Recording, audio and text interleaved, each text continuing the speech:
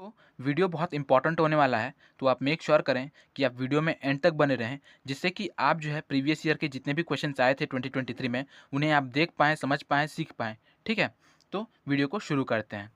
Video को शुरू करने से पहले अगर आपने चैनल को सब्सक्राइब नहीं किया तो चैनल को भी सब्सक्राइब कर लें। अगर जो भी मेरे दोस्त ऐसे हैं जो पहली बार इस वीडियो से जुड़ रहे हैं, तो उन्हें मैं ये बता देना चाहता हूँ कि हमारा ये जो चैनल है, अगर आप सिविल इंजीनियरिंग एस्पिरेंट हैं, तो आपके लिए एक वन स्टॉप सॉल्यूशन होने वाला है, क्योंकि यहाँ पर हम लोग सिविल इंजीनियरिंग से रिलेटेड जितने भी डाउट्स होते हैं, जितने भी क्या बोलते हैं लेक्चर्स होते हैं या फिर प्रीवियस ईयर क्वेश्चंस होते हैं, हम सभी जो है मिलकर सॉल्व करते हैं। ठीक है? तो आप मेक श्योर करें कि आप जो है चैनल को सब्सक्राइब कर लें, जिससे कि आप भी हमसे जुड़कर अपने प्रिपरेशन को और बेहतर बना सकते हैं, और वीडियो को लाइक कर दें। ठीक है? तो चलिए वीडियो को शुरू करते हैं। सबसे पहले अगर हम बात करें तो सबसे पहला क्वेश्चन है, और यहाँ पे देखिए मैंने यहाँ पे आपको मेंशन भी किया है कि ये जो क्वेश्चन है, ये जो क्वेश्चंस आए हैं, ये क्वेश्चंस आपको 9 अक्टूबर के शिफ्ट 1 में देखने को मिलेंगे। ठीक है?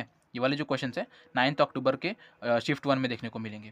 तो उसमें पहला क्वेश्चन क्या था, बीएमसी की बात कर रहे हैं हम लोग यहाँ पे, तो which of the following types of trees belong to the endogenous tree. ठीक है? यानी कि इन ऑप्शंस में से कौन सा ट्री जो है वो आपका एंडोजिनस ट्री है। तो आपको पता होगा ओक, तो जो ओक होता है वो आपका एक्सोजिनस ट्री होता है। एक्सोजिनस में भी अगर हम बात करें कि कौन सा ट्री होता है, तो एक्सोजिनस में भी आपका ये कौन सा ट्री होता है, ब्रॉड लीफ ट्री होता है। क्या होता है? ब्रॉड लीफ ट्री, या फिर आप इसे कह सकते हैं डेसिडस ट्री। ठीक है?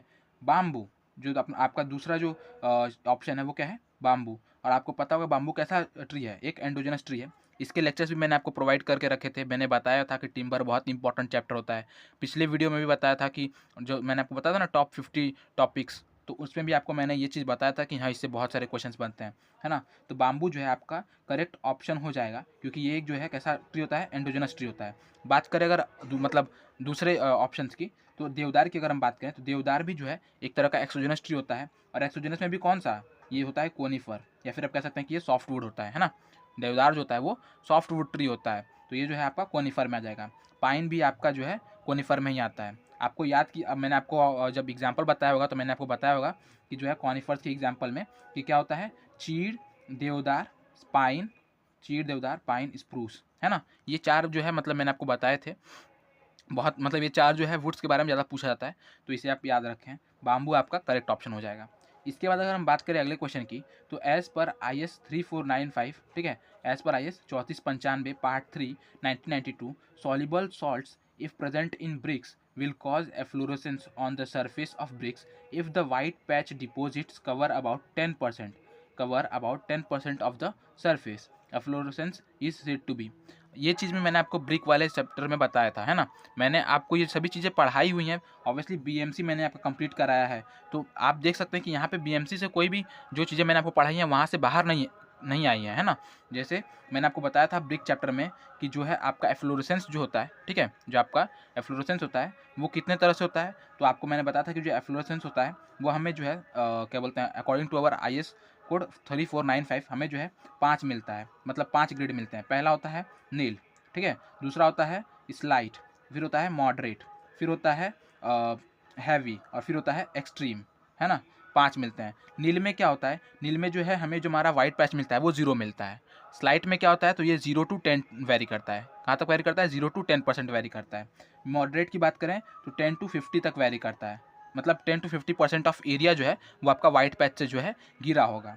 उसके बाद अगर हैवी की बात करें तो ये 50% अबाव, मतलब 50% से ज़्यादा के लिए अगर है तो हम उसे हैवी कहते हैं। बट यहाँ पे हमें एक चीज़ ध्यान देनी है कि यहाँ पे जो है जो आपका पाउडर है वो क्या कर रहा है, वो मतलब ऐसे गिर नहीं रहा है ना। क्या कहते हैं उसे, मतलब जो आपका पाउडर है यहाँ पे, जो आपका वाइट पैच बन रहा है, जो आपका पाउडरी फॉर्म बनता है एफ्लोरेसेंस की वजह से, वो जो है झड़ नहीं रहा है ना। तो उसे हम कहते हैं हैवी में। और एक्सट्रीम की अगर बात करें तो ये भी जो है 50% अबाव है, मतलब 50% से ज़्यादा ही एरिया जो है कवर किया है इसने। बट वो कह रहा है, बट इसमें जो पाउडरी फॉर्म है ना वो आपका जो है फॉल कर रहा है, वो झड़ जा रहा है थोड़ा सा ही टच करने पे या फिर ऐसे करने पे। मतलब कि ये जो है आपका डिटोरिएशन भी करा देता है। एक्सट्रीम वाला जो है आपका सरफेस का जो है डिटोरिएशन भी करा देता है। ठीक है, ठीक है। तो ये 5 ग्रेड्स मिलते हैं हमें। अब हम अपने क्वेश्चन के अकॉर्डिंग अगर चेक करें तो क्वेश्चन में क्या पूछा है, क्वेश्चन में कह रहा है जो हमारा वाइट पैच है वो कितना कवर कर रहा है एरिया, वो जो है सिर्फ और सिर्फ 10% कवर कर रहा है। और अगर हम यहाँ पे देखें तो ये जो है कहाँ पे आता है, नील में तो 0, हाँ स्लाइट में जो है 0 to 10% आता है। मतलब ये किस मतलब कौन सा ऑप्शन सही होगा, वो है जो आपका स्लाइड सही होगा, यानी कि ये जो है स्लाइड कंडीशन में आता है। तो ये बात होगी हमारे दूसरे क्वेश्चन की। आई होप कि आपको सभी चीज़ें समझ में आ रही होंगी। मुझसे जितना हो सकता है मैं उतनी जो है चीज़ों को आपको कोरिलेट करके जो भी टेबल्स हो रहे हैं उन्हें मैं आपको बताते चल रहा हूँ। तो आई होप कि आपको सभी चीज़ें समझ में आ रही होंगी, सभी चीज़ें पढ़ाई हुई भी हैं ऑब्वियसली, ठीक है। ये चीज़ मैंने आपको बताई भी थी बीएमसी में, मैंने आपको बहुत अच्छी तरह से पढ़ाया हुआ है। अगर आपने क्लासेस नहीं की हैं तो अब तो करना मतलब बेकार है, क्योंकि अब आप मत करें तो ही बेहतर है। हाँ, रिवीजन करना हो तो आप जो है 2 इंटू पे करके देख सकते हैं, जिन्होंने पढ़ रखा है उन्होंने। बट अगर कोई ऐसा बच्चा है जो नया है, या फिर जो कोई ऐसा एस्पिरेंट है जो नया है, जिसे सभी चीज़ें नहीं पता है, तो उनके लिए अब वो कोई फ़ायदा नहीं है, क्योंकि भाई टाइम तो तुम्हारा अब निकल चुका है पढ़ने वाला, है ना। तो अब जो है आप लोग क्वेश्चंस को सॉल्व करें, वही बेहतर होगा। उसके बाद जो है अगले अगर हम क्वेश्चन की बात करें, the number of vibration of a sound wave per unit time is measured in. ये क्वेश्चन जो है बेसिकली जो है बीएमसी का नहीं है अगर आप कहें तो, बट फिर भी ये बीएमसी में मैंने इंक्लूड किया है, बिकॉज कि ये जो क्वेश्चन है ना, ये जो क्वेश्चन है वो आपका आता है वहाँ से, क्या कहते हैं, अल्ट्रासाउंड जो हम लोग सीटी पढ़ते हैं ना, तो सीटी में आपने पढ़ा होगा नॉन डिस्ट्रक्टिव और डिस्ट्रक्टिव जो टेस्टेस होती हैं, है ना, नॉन डिस्ट्रक्टिव टेस्ट और डिस्ट्रक्टिव टेस्ट। तो उसमें आपने पढ़ा होगा कि एक चीज़ होता है अल्ट्रासोनिक पल्स वेलोसिटी टेस्ट, है ना, अल्ट्रासोनिक पल्स वेलोसिटी टेस्ट। तो वहाँ पे जो है ऐसे मतलब इन सब चीज़ों के बारे में बताया गया था, तो इसलिए मैंने जो है इन्हें भी इंक्लूड कर लिया है। तो यहाँ पे कह रहा है कि नंबर ऑफ वाइब्रेशन, क्या कह रहा है, number of vibration of a sound wave per unit time, यानी कि जो नंबर ऑफ वाइब्रेशन है पर यूनिट टाइम, इसे हम क्या कहते हैं, बहुत सिंपल है, इसे हम कहते हैं फ्रीक्वेंसी। क्या कहते हैं, फ्रीक्वेंसी। फ्रीक्वेंसी ना होता है number of vibration per unit time, यानी एक मतलब 1 घंटे में या फिर 1 सेकंड में आपने कितना बार वाइब्रेट किया, उसे आप क्या कहेंगे, फ्रीक्वेंसी कहेंगे। और फ्रीक्वेंसी को हम लोग किस में नापते हैं, इसको हम लोग हर्ट्ज में नापते हैं। तो ये हो गया इसका आंसर, ठीक है। अब हम बात करते हैं अगले क्वेश्चन की। तो अगला क्वेश्चन है, the total amount of dissolve solids allowable set, the total amount of dissolve salts, solids नहीं है सॉल्ट्स है, ठीक है, salts allowable concentration in mixing water in order to obtain good strength concrete in terms of ppm as per IS 456 to 2000 is, है ना। हमें बताना है क्या कि डिजॉल्व सॉल्ट्स का अमाउंट, ठीक है, डिजॉल्व सॉल्ट्स का अमाउंट बताना है हमें। तो ये कितना होता है, तो ये जो है आपका होता है कुछ 15,000 ppm। कितना होता है, 15,000 ppm, ठीक है। अगर हम बात करें डिजॉल्व सॉल्ट्स की तो, ठीक है, डिजॉल्व सॉल्ट्स के कंडीशन में इसे जो हम लोग 15,000 ppm करते हैं। इसे आप जो है IS 456 में भी चेक कर सकते हैं, वहाँ पे भी इसी के बारे में बताया गया है। इसका जो एक टेबल भी आता है, जिस टेबल में मैंने आपको बताया था कि inorganic material, organic matter, sulphates, chlorides और जो भी चीज़ें हैं उनके बारे में मैंने आपको बताया था वहाँ पे। हाँ, मैं जानता हूँ कि वहाँ पे जो है आपको जो है डिजॉल्व सॉल्ट्स के बारे में नहीं बताया था, है ना, डिजॉल्व सॉल्ट के बारे में मैंने नहीं बताया था। और जो है वहाँ पे उस टेबल में दिया भी नहीं था ऑब्वियसली, और उसी टेबल से ज़्यादातर क्वेश्चन आते थे। लेकिन अब जो है इन्होंने जो है थोड़ा से क्राइटेरिया को और बढ़ा दिया, और उसके अगल बगल में जो है एक और टेबल है जिसमें इस सब बारे में भी मतलब इन सभी चीज़ों के बारे में भी बात किया है। तो वहाँ से इन्होंने इस चीज़ को उठा लिया है, ठीक है। तो इसे भी आपको है देखते चलना है, कितना, 15,000 ppm, ठीक है। 15,000 ppm हम लोग जो है टोटल डिजॉल्व सॉल्ट्स का जो है अलाउेबल कंसंट्रेशन प्रोवाइड करते हैं, जिससे कि हमें जो है गुड स्ट्रेंथ ऑफ कॉन्क्रीट मिल सकता है। इससे ज़्यादा करेंगे तो फिर वो मतलब अलाउेबल कंडीशन से ज़्यादा हो जाएगा, और हमें जो है हमारा कॉन्क्रीट का स्ट्रेंथ जो है वो क्या हो जाएगा, कॉम्प्रोमाइज़ हो जाएगा, ठीक है। बात करते हैं अगले क्वेश्चन की। तो अगला क्वेश्चन है, the type of timber recommended for construction purpose whose modulus of elasticity in bending is about 12.5 kilonewton per mm square is classified as. अच्छा, अभी देखिए मेरे भाई, जितना भी चीज़ मैंने आपको बताया था ना, जैसे मैंने आपको बताया था कि टॉप 50 में क्या क्या है, टॉप 50 वाले में बीएमसी के बारे में मैंने बताया था कि 5-6 टॉपिक बताया था, 5-6 चैप्टर, और जिसमें सीमेंट था, टिम्बर था, पेंट था, है ना, यही सब चीज़ें थे, और मिसलेनियस वाला था। तो उनसे देखिए बहुत सारे क्वेश्चंस बने हैं, है ना। अब देखिए क्या कि ये जो सब्जेक्ट है, ये जो मतलब क्वेश्चन है वो किससे बना है, टिम्बर से बना है, और वो भी नॉर्मल टिम्बर से नहीं बना है। ये टिम्बर मतलब ये जो चीज़ें है ना, ये आपको जो है मतलब एक तरह से कह सकते हैं कि टिम्बर चैप्टर में भी थोड़े से एडवांस लेवल की हैं, है ना। इसमें क्या पूछा है, इसमें कह रहा है कि हम जो है अगर हमारे टिम्बर का जो है इलास्टिसिटी मॉडुलस यानी कि ई अगर क्या है, ज़्यादा है 12.5 किलोन्यूटन पर mm स्क्वायर से, तो हम इसे किस ग्रुप में रखेंगे। तो यहाँ पे मैं आपको बता दूँ, जिसे मैंने आपको पढ़ाया भी है, बताया भी है वहाँ पे, कि अगर जो है हम बात करें on the basis of elasticity modulus, ठीक है, on the basis of elasticity modulus, तो उस बेसिस पे जो है हम लोग ओवरऑल जो है 3 क्राइटेरिया में जो है अपने टिम्बर को बांटते हैं, ग्रुप ए, ठीक है, ग्रुप बी और ग्रुप सी, है ना, group A, group B, group C. Group A में क्या होता है, यहाँ पे जो आपका इलास्टिक मॉडुलस है वो क्या है, ज़्यादा है 12.5 किलोन्यूटन पर mm स्क्वायर से। बी की अगर बात करें तो क्या है, बी की अगर हम बात करें तो इसका जो इलास्टिक मॉडुलस है वो क्या है 12.5 किलोन्यूटन पर एम स्क्वायर से लेकर 9.8 किलोन्यूटन पर एम स्क्वायर तक जो है वैरी करता है ना। 12.5 से लेकर 9.8 किलोन्यूटन पर एम स्क्वायर तक जो है इसका इलास्टिसिटी मॉडुलस वैरी करता है।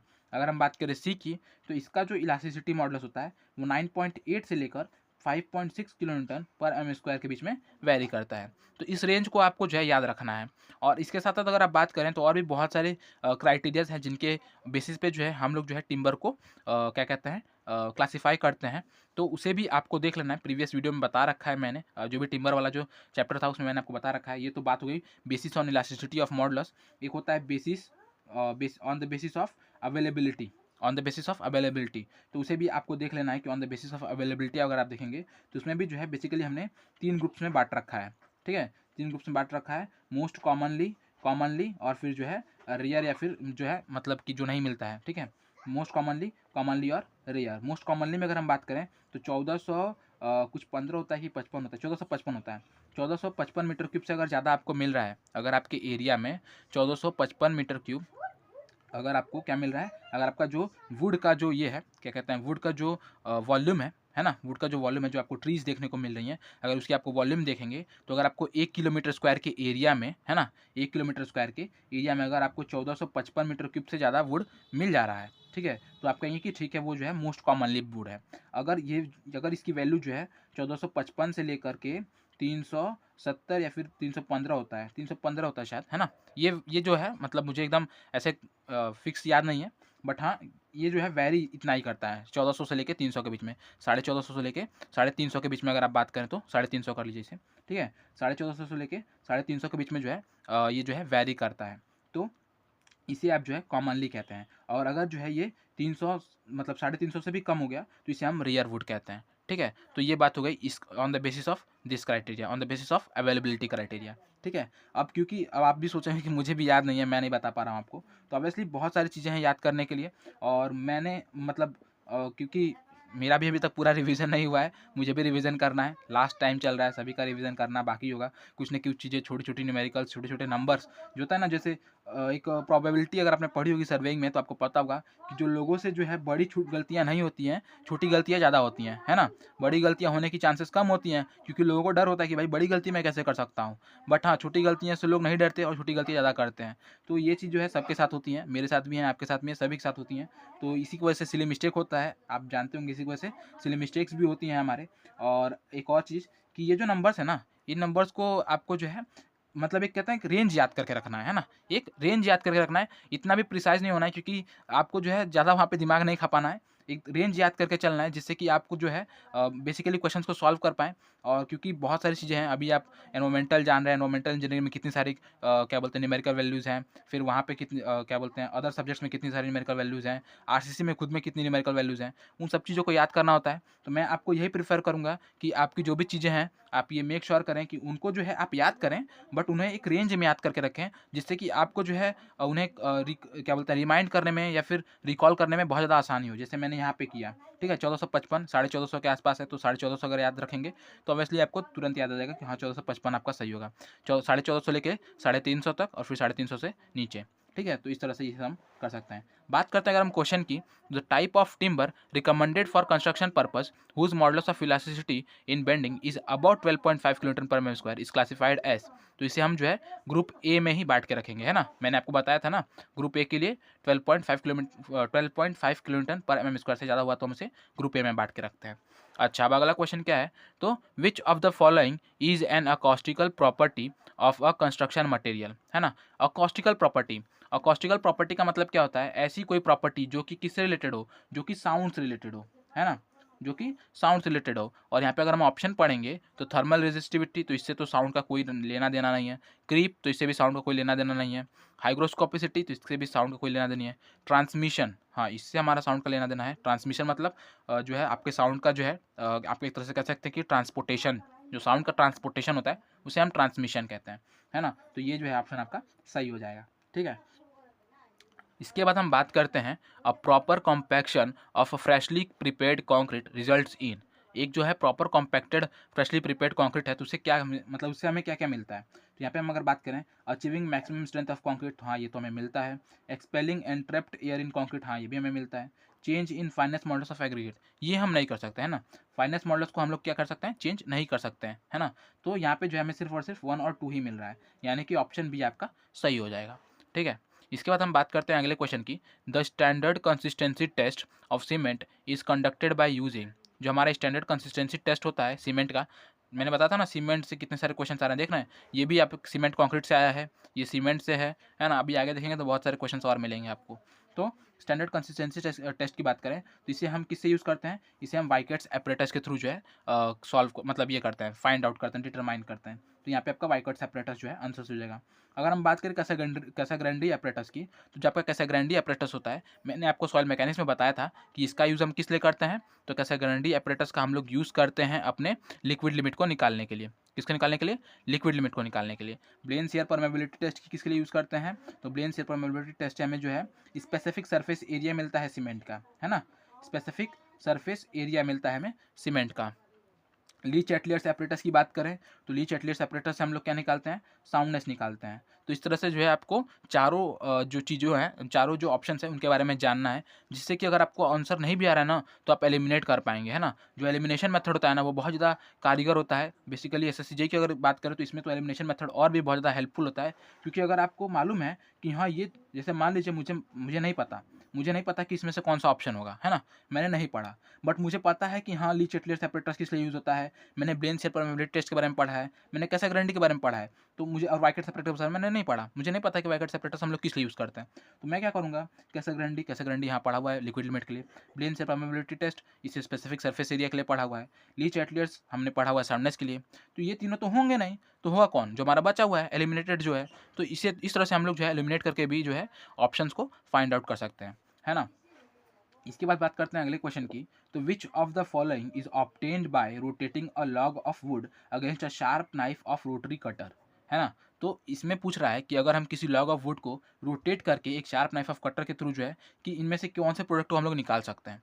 तो बैटन बोर्ड तो नहीं हो सकता, है ना, बैटन बोर्ड कैसे निकालेंगे, प्लाईवुड ये भी नहीं बना सकते, वीनर्स हाँ ये चीज़ हो सकता है, लैमिन बोर्ड भी नहीं होगा। वीनर्स के बारे में मैंने आपको बताया था कि ये जो है वुड के जो है पतले पतले जो है एक तरह से कह सकते हैं कि लेयर होता है, जिसका जो ये होता है क्या बोलते हैं, जिसका जो थिकनेस होता है वो बेसिकली जो है 3 mm टू लेकर 5 mm के बीच में वेरी करता है ना।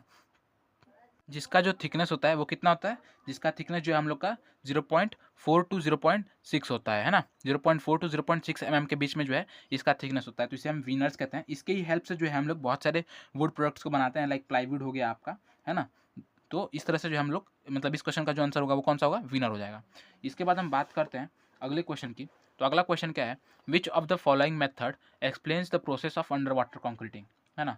तो इसमें से कौन सा जो है ऑप्शन में बता रहा है कि हमारा अंडर वाटर कॉन्क्रीटिंग हो रहा है, मतलब कौन से टेक्निक को हम लोग यूज़ करते हैं, फिर कौन से मेथड को। तो यहाँ पे देखिए पंपिंग टेक्निक, ठीक है, हाइड्रोवॉल्व मेथड, टोगल बैक्स मेथड और बैग्ड कॉन्क्रीट मिक्स मेथड, है ना। तो बैग्ड कॉन्क्रीट मिक्स मेथड अगर आपने पढ़ा होगा तो ऑब्वियसली बहुत सारे टेक्निक होते हैं हमारे अंडर वाटर कॉन्क्रीटिंग के लिए, बहुत सारे टेक्निक होते हैं, जिसमें से जो सबसे फेमस होता है वो कौन सा होता है, ट्रेमी पाइप वाला, है ना, ट्रेमी मेथड, बट यहाँ पे उसका नाम नहीं लिया गया है। और अगर आपने पढ़ा होगा तो बैग्ड कंक्रीट मेथड के बारे में हमें बहुत अच्छी तरह से बताया गया है कि हम लोग जो है कंक्रीट को एक बोरे में भरकर और जो है जस्ट लाइक ब्रिक्स जो है हम लोग रखते जाते हैं, जिससे कि हमारा जो है अंडर वाटर कॉन्क्रीटिंग होते चलता है ना। तो इसके बारे में आपने पढ़ा होगा, तो ये तो ऑप्शन होना ही होना है, इतना मुझे क्लियर है, ठीक है। पंपिंग टेक्निक के बारे में हमको मुझे पता है कि हाँ पंपिंग टेक्निक भी होना ही होना है। फिलहाल ये एलिमिनेशन मेथड से मैं सॉल्व करके दिखा रहा हूँ आपको, ठीक है, एलिमिनेशन मेथड से सॉल्व कर रहा हूँ। तो यहाँ पे देखिए मुझे 4 पता है कि 4 होगा ही होगा, 1 होगा ही होगा, इन दोनों के बारे में मुझे नहीं पता, ठीक है। तो यहाँ पे देखिए 1 होगा ही होगा, तो 1 इसमें है, इसमें है, इसमें है, सब में है। बट अगर हम बात करें 4 की तो इसमें 4 नहीं है तो ये ऑप्शन गलत हो गया, इसमें 4 नहीं है तो ये भी ऑप्शन गलत हो गया, इसमें 4 नहीं है तो इसमें ऑप्शन गलत हो गया, इसमें 4 भी है और 1 भी है, मतलब कि यही हमारा ऑप्शन सही होगा, क्योंकि इसमें जो है हमारे ये दोनों ही ऑप्शन जो हमें पता है वो मिल रहे हैं, ठीक है। तो इस तरह से हमारा ऑप्शन डी जो है यहाँ पे करेक्ट हो जाएगा। अगर आप बात करें तो बहुत सारे अंडर वाटर कंक्रीटिंग मेथड्स होते हैं हमारे पास, like pumping technique, hydrovalve method, toggle back method, back concrete mix method, tremie method, और भी बहुत सारे जिन्हें आप जो है देख सकते हैं, टेक्स्ट बुक में देख सकते हैं या फिर आप जो है अपने बुक्स में देख सकते हैं, है ना। तो बहुत सारे मेथड्स होते हैं। इसके बाद हम बात करते हैं surface painted by dash shine like radium dials after the source of light has been cut off. यानी कि ऐसा कौन सा सरफेस पेंट है जिससे अगर हम पेंट करें तो जो हमारा ये है सरफेस है वो किस तरह से चमकता है, वो जो है रेडियम डायल्स की तरह चमकता है, अगर हमारा लाइट चला भी जाता है फिर भी, है ना, मतलब लाइट के बिना भी रेडियम डायल्स की तरह चमकता है। तो ये कौन सा पेंट है, तो यहाँ पे आप देख सकते हैं ऑप्शन क्या क्या है, enamel paint, plastic paint, oil paint और इमल्शन पेंट। तो इनमें जो है आपका आंसर कौन सा हो जाएगा, इनेमल पेंट। जो इनेमल पेंट होता है इसको ये जो है काफ़ी अच्छा है, काफ़ी अच्छा जो है हमें शाइन प्रोवाइड करता है ना।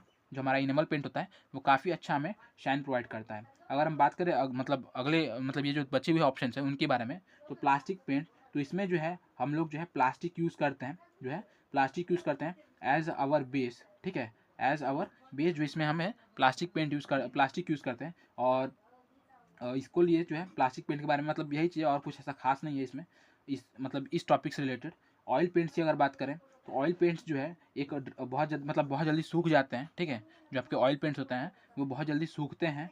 बात करें अगर इमल्शन पेंट की, तो ये जो होते हैं वॉशेबल होते हैं, इनको आपको ये पॉइंट आपको याद रखना है ना, ये पॉइंट आपको याद रखना है कि जो आपका इमल्शन पेंट होता है वो जो है वॉशेबल होता है, क्योंकि इससे रिलेटेड बहुत सारे क्वेश्चंस बनते हैं, है ना, इमल्शन पेंट के बारे में। इमल्शन की अगर बात करूँ, इमल्शन का मतलब क्या होता है अगर मैं बताऊँ आपको, तो एक चीज़ होता है, आपने देखा होगा कि जब हम वाटर और क्या बोलते हैं ऑयल को, अगर कोई आपका तेल है और कोई पानी है, अगर आप उसे मतलब डालते हैं एक ही बर्तन में डालते हैं, तो वहाँ पे जो वो दोनों जो है मिक्स नहीं होता है ना, वो दोनों मिक्स नहीं होता है, एक अलग अलग लेयर बना लेता है। तो इसे ही हम क्या कहते हैं, इस मतलब तो इस लिक्विड सॉल्यूशन को हम लोग क्या कहेंगे, ये जो हमारा लिक्विड सॉल्यूशन बन गया, मतलब अलग अलग जो लेयर बना लिया, इसे हम कहते हैं इमल्शन। यानी कि दो ऐसे लिक्विड्स जो एक एक दूसरे से इमिसिबल नहीं है, दो दो मतलब क्या है, दोनों एक दूसरे में घुलते मिलते नहीं हैं, उनको अगर हम उनसे हम सॉल्यूशन बना रहे हैं तो उन्हें हम इमल्शन कहते हैं। और इमल्शन पेंट में हम यही काम करते हैं। इसी वजह से क्या होता है ना, जो हमारा इमल्शन पेंट होता है, अगर उस पर आप क्या कोई गंदा भी लगा दिए, मतलब कोई गंदा या फिर कुछ गंदा लग गया, तो वो क्या करता है, वो उसके साथ घुलता मिलता नहीं है, ऊपर लेयर पे ही रह जाता है ना, जिसकी वजह से हम उसे क्या कर सकते हैं, आराम से वॉश कर सकते हैं। ठीक है, तो ये बात हो गई इमल्शन पेंट के बारे में। अब हम बात करते हैं अगले क्वेश्चन के बारे में। तो अगला क्वेश्चन है, which of the following is not a field of application of sulphate resisting cement. अगर हम बात करें सल्फेट रेजिस्टिंग सीमेंट के बारे में, कि इनमें से कौन सा ऐसा क्या बोलते हैं, इन ऑप्शन में से कौन सा ऐसा फील्ड है जिसमें जो है हम लोग सल्फेट रेजिस्टिंग सीमेंट का यूज़ नहीं करते हैं। तो आप देख सकते हैं यहाँ पे अगर हम बात करें तो मरीन स्ट्रक्चर के बारे में, तो हाँ भाई इसमें तो करते हैं, ये ठीक है, नॉट पूछा है तो इसमें तो हम लोग करते हैं। अगर बात करें डैम्स की तो अभी नहीं बताऊँगा। आगे सीवेज ट्रीटमेंट वर्क की, इसमें हम लोग करते हैं। फाउंडेशन एंड बेसमेंट की, इसमें करते हैं। डैम्स में नहीं करते, क्यों, क्योंकि भाई डैम्स जो होता है, डैम जो होता है इसमें हम लोग लो हीट सीमेंट का यूज़ करते हैं। किसका यूज़ करते हैं, लो हीट सीमेंट का यूज़ करते हैं, है ना, आपने भी पढ़ा होगा, लो हीट सीमेंट का यूज़ करते हैं। तो इसलिए डैम्स में जो है आपका ये जो है यूज़ कर सकते हैं ऑब्वियसली, बट हम लोग यूज़ करते नहीं, क्योंकि हमारे लिए जो है यहाँ पे जो है ये ज़्यादा अच्छा ऑप्शन मिल जाता है ना। यूज़ तो इसको भी कर सकते हैं, बट ज़्यादा बेहतर ऑप्शन कौन है, लो हीट सीमेंट है। तो इसलिए जो है यहाँ पे डैम्स जो होगा वहाँ पे हम लोग इसको यूज़ नहीं कर रहे हैं। और ये जो 3 ऑप्शन है यहाँ पे हम लोग इसको यूज़ करना हमारे लिए मस्ट है ना, सल्फेट रेजिस्टेंस चाहिए ही चाहिए। अच्छा, अब आगे बात करें अगर हम, तो स्टेटमेंट बेस्ड क्वेश्चन में, ये एक स्टेटमेंट बेस्ड क्वेश्चन है, इसलिए मैंने यहाँ पे आपको जो है किसी तरह का ऑप्शन नहीं दिया हुआ, ठीक है, सीधा सीधा बता दूंगा कौन सा गलत है कौन सा सही है। तो देखिए पहला क्वेश्चन क्या है, when you insert your hand in a bag of cement it should give you a hot feeling. Hot feeling देना चाहिए क्या, नहीं देना चाहिए, कोल्ड फीलिंग देना चाहिए, है ना, पढ़ाया था मैंने आपको। तो ये तो गलत हो गया भैया। दूसरा क्वेश्चन क्या है, दूसरा ऑप्शन क्या है, in adulteration test take a pinch of cement and feel between the fingers it should give a smooth feeling and not a gritty feeling, है ना। मतलब कि अगर आप क्या कर रहे हैं, सीमेंट को अपने हाथ में रखे ऐसे ऐसे मतलब फील करके देख रहे हैं, तो अगर आप उसे फील करके देखेंगे तो वहाँ पे जो आपको स्मूथ फील होना चाहिए, न कि ग्रिटी। ग्रिटी मतलब क्या होता है कि कंकड़ पत्थर टाइप का, है ना, ग्रिट कहते हैं ना उसे हम लोग, तो कुछ ग्रिटी टाइप का नहीं लगना चाहिए। तो हाँ भैया ये तो बात सही है, स्मूथ फील होना चाहिए बट ग्रिटी फील नहीं होना चाहिए। तो ये ऑप्शन सही है, यानी कि first one is false, second one is true. चलिए इसके बाद बात करते हैं अगले क्वेश्चन की। तो अगला क्वेश्चन है, super plasticisers are also called. तो अगर बात करें सुपर प्लास्टिसाइजर्स, तो मैंने आपको जो है 10 मिनट शो बताया था ना, मैंने 10 मिनट शो में मैंने इसके बारे में बता रखा है ना। 10 मिनट शो में मैंने आपको जो है पूरे क्या बोलते हैं, जितने भी आपके एडमिक्सचर्स होते हैं उनके बारे में बताया है। एडमिक्सचर्स में जो आपके प्लास्टिक दो मतलब बेसिकली तो ये आपके 5 तरह के मतलब एडमिक्सचर्स हम लोग जो है यूज़ करते हैं। होते बहुत सारे हैं बट हम लोग जो है बेसिकली 5 तरह के जो है यूज़ करते हैं, जिसमें जो है प्लास्टिसाइजर आता है, सुपर प्लास्टिसाइजर आता है, रिटार्डर आता है, एक्सेलरेटर आता है और एयर एंड ट्रेनिंग एजेंट्स आते हैं। ठीक है। तो यहाँ पे प्लास्टिसाइजर और सुपर प्लास्टिसाइजर की अगर हम बात करें तो ये दोनों जो होते हैं वो वाटर रेड्यूसिंग क्या होते हैं, वाटर रेड्यूसिंग एजेंट्स होते हैं, है ना, वाटर रेड्यूसिंग एजेंट्स होते हैं। यानी कि इनके यूज़ से जो है हम लोग जो है मतलब कम वाटर में भी अच्छी खासे वर्केबिलिटी को निकाल सकते हैं, जिससे कि हमें बहुत अच्छा स्ट्रेंथ मिल जाता है। तो जो आपका प्लास्टिसाइजर और सुपर प्लास्टिसाइजर की अगर हम बात करें तो यहाँ पे देखिए क्या बताया है, ऑप्शन की अगर बात करें तो लो वाटर रेंज रेड्यूसर, हाँ, high range water reducer, accelerator और रिटार्डर। तो ये तो दोनों अलग अलग हो गए, इनका तो होगा नहीं। यहाँ पे देखिए लो वाटर रेंज रिड्यूसर और हाई रेंज वाटर रिड्यूसर, यहाँ पे चीज़ है कौन सा, सुपर प्लास्टिसाइजर। तो सुपर प्लास्टिसाइजर जो होता है वो आपका हाई रेंज वाटर रिड्यूसर होता है। इसके थ्रू जो है हम लोग मतलब ज़्यादा रेंज ऑफ जो वाटर है उसे हम कम मतलब कम कर पाते हैं, रिड्यूस कर पाते हैं। जबकि प्लास्टिसाइजर से अगर बात करें तो प्लास्टिसाइजर से हम लोग लो वाटर रेंज रिड्यूसर का काम करते हैं। ठीक है, तो यहाँ पे जो है आपका बी ऑप्शन सही हो जाएगा। इसके बाद अगर हम बात करें अगले क्वेश्चन की, अगला क्वेश्चन है स्टेटमेंट बेस्ड क्वेश्चन है ये भी, ठीक है। तो इसलिए मैंने यहाँ पे जो है इसके बारे में ऑप्शन नहीं दिया। क्या है, तो देखिए फिर से एक टिम्बर से ही आपको क्वेश्चन देखने को मिल गया, जिसमें आपको क्या बताना है कि bamboo can be utilise as a building material for scaffolding, bridges and buildings, है ना। तो यहाँ पे ये बात तो सही बोला है इसने, आपने भी देखा होगा अपने डेली लाइफ में कि जो बाम्बू है उसे जो है हम लोग यूज़ करते हैं फॉर और building materials like scaffolding, bridges. आपने देखा होगा टीवी शोज़ में, आपने देखा होगा कि मतलब देखा होगा आपने, इंजीनियर है तो बहुत सारी जगहों पे देखा होगा, जैसे कि कोई अगर एडवेंचरस मूवी है लाइक कोई मतलब एडवेंचरस मूवी उठा लो यार, नाम को याद नहीं आ रहा है, तो वहाँ पे देखा होगा कि हर एडवेंचर मूवी में कोई ना कोई एक ऐसा ब्रिज आता ही है जो कि लकड़ी का बना होता है ना, जो कि लकड़ी का बना होता है। तो जो लकड़ी का बना होता है ब्रिज, जो कि टूट जाता है आधे रास्ते में ही जाने पे, उसके बारे में आपने देखा होगा। वो जो है अगर आप कभी ध्यान दें उस पे, तो बेसिकली ना आपने बहुत जगह पे देखा होगा कि वो जो है बाम्बू का ही बना होता है ना। बाम्बू को ही जो है एक प्रॉपर साइज में काट के ऐसे ऐसे जोड़ के जो है बनाया होता है, और फिर मतलब साइड एंड से जो है क्या बोलते हैं, रोप से जो है बांध दिया होता है। तो इसलिए जो है ब्रिज के लिए भी इसे हम लोग यूज़ करते थे पहले ज़माने में, अब नहीं करते हैं। तो ये बात तो सही निकल गई भैया की, ठीक है, तो ये तो करेक्ट है। दूसरा, bamboo like wood is a natural composite material with a low strength to weight ratio and can not be use for structures. अब देखो ये जो है गलत बात है ना, ये जो है गलत बात है। पहला वर्ड ही ये गलत है, क्या, कि bamboo like wood is a natural composite material. Composite material है क्या ये? कंपोजिट मटेरियल क्या होता है? तो कंपोजिट मटेरियल वो मटेरियल होते हैं जिनमें हम दो या दो से अधिक क्या बोलते हैं, अलग अलग मटेरियल्स को जो है मिक्स करके एक बनाते हैं। तो बाम्बू में ऐसा हम कर रहे हैं क्या? नहीं, ये तो एक सिंगल मटेरियल है ना, ये तो सिर्फ और सिर्फ वुड ही है। क्या इसमें हमने लोहा भी डाल के रखा है या फिर कोई अदर मटेरियल भी डाल के रखा है क्या? नहीं ना, तो सिर्फ वुड है। तो इस वुड में ही मतलब ये कंपोजिट कैसे हो सकता है? गलत हो गया पहला स्टेटमेंट। उसके बाद क्या कह रहा है, with low strength to weight ratio, ये भी गलत है। भाई स्ट्रेंथ तो अच्छा देता है ना, वेट कम वेट में अच्छा स्ट्रेंथ दे देता है। तो इसे हम कहते हैं मतलब स्ट्रेंथ, आपने पढ़ा होगा स्ट्रेंथ वेट रेशियो, है ना, स्ट्रेंथ टू वेट रेशियो, यानी कि ये जो है एक तरह से आप कह सकते हैं कि जैसे स्टील होता है ना, तो ये कम वेट में ही काफ़ी अच्छा स्ट्रेंथ दे देता है ना, काफ़ी कम वेट में ही अच्छा स्ट्रेंथ देता है। उसी उसी तरह से बाम्बू भी होता है, ये भी काफ़ी कम वेट में अच्छा स्ट्रेंथ दे देता है। लेकिन यहाँ पे ये जो है इसका उल्टा बताया गया, तो ये भी गलत हो गया, ठीक है। और and can not be use for structure, तो स्ट्रक्चर के लिए यूज़ तो कर रहे हैं ना यहाँ पे, हाँ बात अलग, सही बात है कि एंडोजेनस ट्री है, बट इसे हम यूज़ तो कर रहे हैं ना, तो इसलिए जो है ये हमारा जो है ऑप्शन मतलब स्टेटमेंट गलत हो गया। तो यहाँ पे first one is true but second one is false. तो ये कुछ 15 क्वेश्चन थे आपके 9 अक्टूबर के मतलब शिफ्ट 1 में आए हुए थे, ठीक है। एक आध क्वेश्चन और थे जिन्हें मैं सिविल इंजीनियरिंग में मतलब बीएमसी में नहीं जोड़ा मैंने, मतलब मैं जोड़ सकता था बट उसे मैं सॉइल मैकेनिक्स में बताऊंगा, क्योंकि वो सॉइल मैकेनिक्स से भी रिलेशन रखते हैं, ठीक है। तो उसको जो है मैं आपको सॉइल मैकेनिक्स में बताऊंगा। तो भी 15 क्वेश्चन हो गए आपको, ठीक है। अब देखिए आगे, अब जो है 10 अक्टूबर के पहले शिफ्ट की हम बात करेंगे, ठीक है। तो 10 अक्टूबर के अगर पहले शिफ्ट की बात करें तो यहाँ पे देखिए पहला क्वेश्चन उस दिन के लिए पहला क्वेश्चन, आज के लिए हमारा 16वां क्वेश्चन। तो while constructing a sloped timber roof truss which of the following is necessary to protect the timber, है ना, मतलब कि टिम्बर को जो है, मतलब कि टिम्बर को जो है हमें बचाना है। तो कैसा स्ट्रक्चर है, तो स्लोप्ड टिम्बर रूफ ट्रस है ना। तो यहाँ पे देखिए ऑप्शन क्या है, 1 कोट ऑफ प्राइमर, सिर्फ प्राइमर से काम चल जाएगा। नो प्राइमिंग एंड पेंटिंग, तो ये तो पहले ही गलत है भैया, कुछ भी नहीं करेंगे तो प्रोटेक्ट कैसे करेंगे। अ कोट ऑफ पेंट, बिना प्राइमर के पेंट करने का कोई मतलब नहीं है, ठीक है। और फिर क्या कह रहा है, 2 coat of paint over primer, ठीक है, ये तो सही लग रहा है। क्यों? क्योंकि ऑब्वियसली प्राइमर के बाद आपने 2 कोट ऑफ पेंट किया है ना, तो ये जो है काफ़ी बेहतर तरीके से आपको प्रोटेक्ट कर पाएगा। ये तो एक मतलब ये जो क्वेश्चन है ना, ये क्वेश्चन अगर आपने नहीं भी पढ़ा है ना, तो ये जो है कॉमन सेंस के लिए जो है आपके कॉमन सेंस को चेक कर रहा है कि आप कितने अच्छे तरह से अपने कॉमन सेंस को यूज़ कर पा रहे हैं, है ना। सिर्फ 1 कोट ऑफ प्राइमर है, तो ऑब्वियसली प्राइमर से आप जान रहे होंगे कि प्राइमर से जो है प्राइमर जो हम लोग यूज़ करते हैं उसे जो है बेसिकली हम लोग इसलिए यूज़ करते हैं ताकि जो हमारा पेंट वाला जो जो हमारा पेंट वाला सरफेस है उसे एक अच्छा ये मिल जाए, एक अच्छा सरफेस मिल जाए, जिससे कि वो अच्छी तरह से क्या कर सके, एडहेसिव मतलब एडिशन बना सके और अच्छी तरह से जो है चिपक सके, अच्छी तरह से सूख सके, है ना? इसलिए जो है हम लोग प्राइमर का यूज़ कर सकते हैं, प्राइमर का यूज़ करते हैं।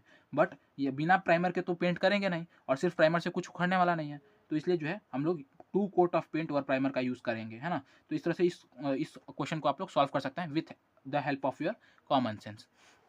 इसके बाद अगला क्वेश्चन है pycnometer, wire mesh bucket and water are use to calculate which characteristic property of the coarse aggregate. ठीक है, यानी कि pycnometer, wire mesh bucket and water, इनका हम लोग यूज करके, ठीक है, किस कैरेक्टरिस्टिक प्रॉपर्टी को जो है बता सकते हैं, किसके, कोर्स एग्रीगेट के। ठीक है, तो यहाँ पे देखिए एट्रिशन, नहीं इसके लिए तो हम लोग लॉस एंजलस यूज करते हैं। क्रशिंग स्ट्रेंथ, तो इसके लिए हम अलग से मतलब वो ये करते हैं, क्रशिंग स्ट्रेंथ के लिए अलग से टेस्ट करते हैं, इसमें हम पिक्नोमीटर का यूज़ नहीं करते हैं। स्पेसिफिक ग्रेविटी, तो हाँ इसमें जो है हम लोग पिक्नोमीटर का यूज़ करते हैं, वाटर का भी यूज़ होता है, यानी कि ये जो है ऑप्शन है वो आपका सही है। इम्पैक्ट वैल्यू के लिए भी हम लोग जो है अपना इम्पैक्ट टेस्ट करते हैं। ठीक है, तो ये जो है तीसरा ऑप्शन आपका सही हो जा रहा है। ठीक है, तो इस तरह से आप इस क्वेश्चन को सॉल्व करेंगे। फिर अगला है बाम्बू इज कॉमनली यूज, देखिए फिर से बाम्बू वाला क्वेश्चन आया है ना, मतलब देख सकते हैं टिम्बर में जो है कितने सारे क्वेश्चंस बन रहे हैं आपके। Bamboo is commonly use in the construction of scaffolding, bridges and structures due to, किस कारण की वजह से वो हमारा जो है हम उसे स्काफोल्डिंग और ब्रिजेस और स्ट्रक्चर्स में यूज़ करते हैं। तो सबसे यहाँ पे देखिए 3 दिया हुआ है, ठीक है, 3 ऑप्शन दिए, मतलब 3 स्टेटमेंट दिए हुए हैं और तीनों स्टेटमेंट्स में से हमें बताना है कि इनमें से कौन सा सही है। पहला स्ट्रॉन्ग फाइबर कंटेंट, फाइबर तो उसका कंटेंट मतलब स्ट्रॉन्ग होता है ऑब्वियसली, सही बात है। इलास्टिसिटी, हाँ भैया अच्छी प्रोवाइड करता है। फिर टेंजाइल स्ट्रेंथ भी ठीक ठाक प्रोवाइड करता है, यानी कि तीनों सही है। तो इसमें से कौन सा ऑप्शन सही हो जाएगा, ऑल आर करेक्ट, है ना, all are correct, only one is correct, तो ठीक है लेकिन बाकी भी करेक्ट हैं। सेकंड इज करेक्ट, बाकी भी करेक्ट है। First and third are correct, दूसरा भी करेक्ट है, तो ऑल आर करेक्ट हो गया। ठीक है, तो इस तरह से आप इसे भी सॉल्व कर सकते हैं। इसके बाद देखिए अगला क्वेश्चन है आपका which of the following type of cement give 1 day strength that is equals to 3 day strength of OPC with the same water content. ठीक है, यहाँ पे बोल रहा है कि कोई ऐसा सीमेंट है जो कि जो है एक दिन में ही उतना स्ट्रेंथ प्रोवाइड कर दे रहा है सेम वाटर कंटेंट में, जितना कि हमारा जो ओपीसी है वो 3 दिन में प्रोवाइड करता है। तो ये कौन सा सीमेंट है, तो मैंने आपको बताया था कौन सा सीमेंट है, आरएचपीसी है ना, आरएचपीसी है। ये मैंने आपको अपने थियरी वाले मतलब लेक्चर्स में बताया था। देख सकते हैं मेरे भाई, बीएमसी पढ़ाया हुआ है और बीएमसी मतलब कितना इफेक्टिवली पढ़ाया हुआ है कि अभी तक जो है लगभग चीज़ें जो हैं आपको देखने को मिल रही होंगी। अगर आपने बढ़िया से पढ़ा है, रिवाइज किया है, तो आप अपने कॉमन सेंस लगा के सॉल्व करें या फिर आप जो है पढ़ के एकदम से सॉल्व करें, वो मैटर नहीं करता। चीज़ ये मैटर करता है कि आप क्वेश्चन को सॉल्व कर पा रहे हैं, नंबर गेन कर पा रहे हैं, एंड दैट्स इट। आपने चीज़ों को समझ रखा है, आपके कॉन्सेप्ट्स क्लियर हैं, तभी आप कर पा रहे हैं, है ना। इसके बाद अगला क्वेश्चन है due to presence of dash the cement derives the characteristic grey colour. ठीक है, तो जो है सीमेंट जो है वो उसका ग्रे कलर जो है वो इनमें से किस कंपोनेंट की वजह से आता है। तो ऑब्वियसली सभी को पता है कि जो अगर वहाँ अब देखिए मैंने आपको बता रखा था कि सीमेंट हो चाहे वो ब्रिक हो, जहाँ पे भी आपका आयरन ऑक्साइड होता है, कोई भी मतलब मटेरियल हो, अगर वहाँ पे आयरन ऑक्साइड अवेलेबल है, यानी कि उसका कलर कैसा होने वाला है, रेड होने वाला है ना, उसका कलर कैसे होने वाला है, रेड होने वाला है। तो रेड होने वाला है और साथ ही साथ हमें पता है कि ये जो है मतलब मेजर कंपोनेंट होता है हमारे सीमेंट में, one of the major component होता है who is responsible for colour. तो ये आयरन ऑक्साइड ही होगा इसका आंसर। लेकिन अभी ग्रे कलर की बात हुई है ना, तो ग्रे कलर क्यों होता है, तो ये तो आयरन ऑक्साइड जो है रेड कलर देता ही देता है, बट हमें पता है कि आयरन ऑक्साइड के साथ साथ और भी जो है कैल्किरियस मटेरियल होते हैं और भी जो है आपको आर्जिलेशियस मटेरियल होते हैं। तो उन आर्जिलेशियस मटेरियल की वजह से मैग्नीशिया भी जानते हैं कि येलो कलर प्रोवाइड करता है, तो येलोइश शेड प्रोवाइड करता है। तो इसकी वजह से इन सभी चीज़ों की वजह से जो है ओवरऑल जो कलर मिलता है वो आपको ग्रे कलर मिलता है, बट उसमें जो मेजर कंपोनेंट होता है वो कौन होता है, आयरन ऑक्साइड होता है। तो इसलिए जो है ऑप्शन ए आपका सही होगा। ठीक है, इसके बाद हम बात करते हैं अगले क्वेश्चन की। तो अगला क्वेश्चन क्या है, एक्सपेरिमेंटल वाटर एब्जॉर्प्शन टेस्ट। ठीक है, experimental water absorption test are done on fine aggregates to find the. ठीक है, मतलब कि हम जो है फाइन एग्रीगेट्स में जो है, ये भी एक स्टेटमेंट बेस्ड क्वेश्चन ही है। ठीक है, ये भी एक स्टेटमेंट बेस्ड क्वेश्चन ही है। यहाँ पे मैंने मतलब जैसे यहाँ पे देखिए, यहाँ पे मैंने आपको दिया रखा है ना, only 1 is correct, only 2 is correct, ये सब चीज़ें मैंने यहाँ पे प्रोवाइड नहीं की है। मैं आपको सीधे सीधे बता दूंगा कि हाँ कौन सा करेक्ट है कौन सा गलत है, बस बात खत्म हो जाएगा वहाँ पे, है ना। तो यहाँ पे कह रहा है कि अगर हम वाटर एब्जॉर्प्शन टेस्ट करेंगे फाइन एग्रीगेट्स पे, ठीक है, तो जो है हमें क्या क्या चीज़ें देखने को मिलेंगी, है ना। वाटर एब्जॉर्प्शन टेस्ट करने से हमें क्या क्या डिटर्मिनेशन मिलेंगे। तो सबसे पहला तो वाटर होल्डिंग कैपेसिटी पता चलेगी, है ना, वाटर होल्डिंग कैपेसिटी पता चल जाएगी, ठीक है। अगला चीज़ है क्या, स्ट्रेंथ ऑफ मटेरियल। ये भी हम एक तरह से कह सकते हैं, बता सकते हैं। ऐसा क्यों, तो देखिए ऑब्वियसली आपको पता होगा कि वाटर होल्डिंग कैपेसिटी और स्ट्रेंथ ऑफ मटेरियल में ऐसा कोई रिलेशन होता नहीं है, ठीक है। बट एक चीज़ अगर मैं आपको यहाँ पे बताना चाहूँ तो वो ये है कि अगर आपका वाटर होल्डिंग कैपेसिटी, अगर आपका वाटर होल्डिंग कैपेसिटी क्या है, ज़्यादा है, मतलब कि क्या हुआ, मटेरियल में जो है पोर्स ज़्यादा है, पोर्स ज़्यादा है मतलब क्या हुआ, स्ट्रेंथ क्या होगी, कम होगी। तो आप बता लिए ना, तो इसलिए जो है ये ऑप्शन सही हो गया। उसके बाद क्वालिटी ऑफ मटेरियल, मटेरियल की क्वालिटी कैसी है, तो ऑब्वियसली स्ट्रेंथ कम है तो पुअर है, स्ट्रेंथ ज़्यादा है तो अच्छा है। तो यहाँ से इस स्ट्रेंथ की वजह से जो है आप इसे भी बता पा रहे हैं, तो डायरेक्टली या इनडायरेक्टली जो है ये तीनों को आपको बता पा रहे हैं। शेप ऑफ एग्रीगेट, तो ये भी बता सकते हैं क्या, तो सबसे पहली बात तो हमारे फाइन एग्रीगेट के लिए हमें शेप ऑफ एग्रीगेट जानने की ज़रूरत भी नहीं है ना। मैंने आपको सॉइल मैकेनिक्स में बताया था कि सॉइल फाइन एग्रीगेट्स में, ठीक है, फाइन जो मटेरियल्स होते हैं फाइन सॉइल में या फिर फाइन एग्रीगेट में, वहाँ पे हमें जो है किसी भी तरह का जो है शेप मैटर नहीं करता। वहाँ पे जो है मैटर करता है क्या, वाटर या फिर वाटर का क्या कहते हैं उसे, वाटर कंटेंट और कंसिस्टेंसी। तो यहाँ पे शेप ऑफ एग्रीगेट से हमें मतलब भी नहीं है और इसे हम पता भी नहीं कर सकते, ठीक है। तो ये सिर्फ और सिर्फ गलत हो जाएगा। तो 1, 2 और 3 जो है आपके सही हो जाएंगे, ठीक है। तो ये हो गया इस क्वेश्चन के बारे में। यहाँ तक सब कुछ समझ में आ रहा है ना भाई लोग, समझ में आ रहा हो तो कमेंट कर देना, बता देना, जिससे कि मुझे पता चले कि हाँ मैं सही तरह से पढ़ा पा रहा हूँ कि नहीं पढ़ा पा रहा हूँ, जिससे कि मैं अपने आप को जज कर पाऊँ कि हाँ ठीक है, चीज़ों को जो है ठीक है इस तरह से ले जा सकते हैं। या फिर अगर किसी भी तरह का इम्प्रूवमेंट की ज़रूरत हो तो वो भी बताइए, जिससे कि जो है हम इन क्लासेस को, इन चीज़ों को और अपने पढ़ाने के तरीकों को हम लोग जो है और इम्प्रूव कर पाएँ और अच्छी तरह से जो है हम लोग चीज़ों को सीख पाएँ, समझ पाएँ, है ना। तो आप लोग जब तक आप लोग फीडबैक नहीं देंगे तब तक जो है मैं इम्प्रूव कैसे करूँगा या फिर हम लोग जो है और अच्छी तरह से इम्प्रूवमेंट कैसे लाएंगे अपने अंदर। तो फीडबैक जरूर से दें, ठीक है। इसके बाद अगला क्वेश्चन क्या है, which of the following statement is incorrect, इनमें से कौन सा स्टेटमेंट जो है इनकरेक्ट है, regarding the fineness of cement. Fineness of cement के रिगार्डिंग में हम बात कर रहे हैं यहाँ पे, ठीक है। तो यहाँ पे देखिए पहला क्वेश्चन क्या है, पहला स्टेटमेंट क्या है, फाइननेस अगर हम बढ़ा रहे हैं, ठीक है, फाइननेस अगर हम बढ़ा रहे हैं तो क्या हमारा ड्राइंग श्रिंकेज ऑफ कॉन्क्रीट भी बढ़ेगा।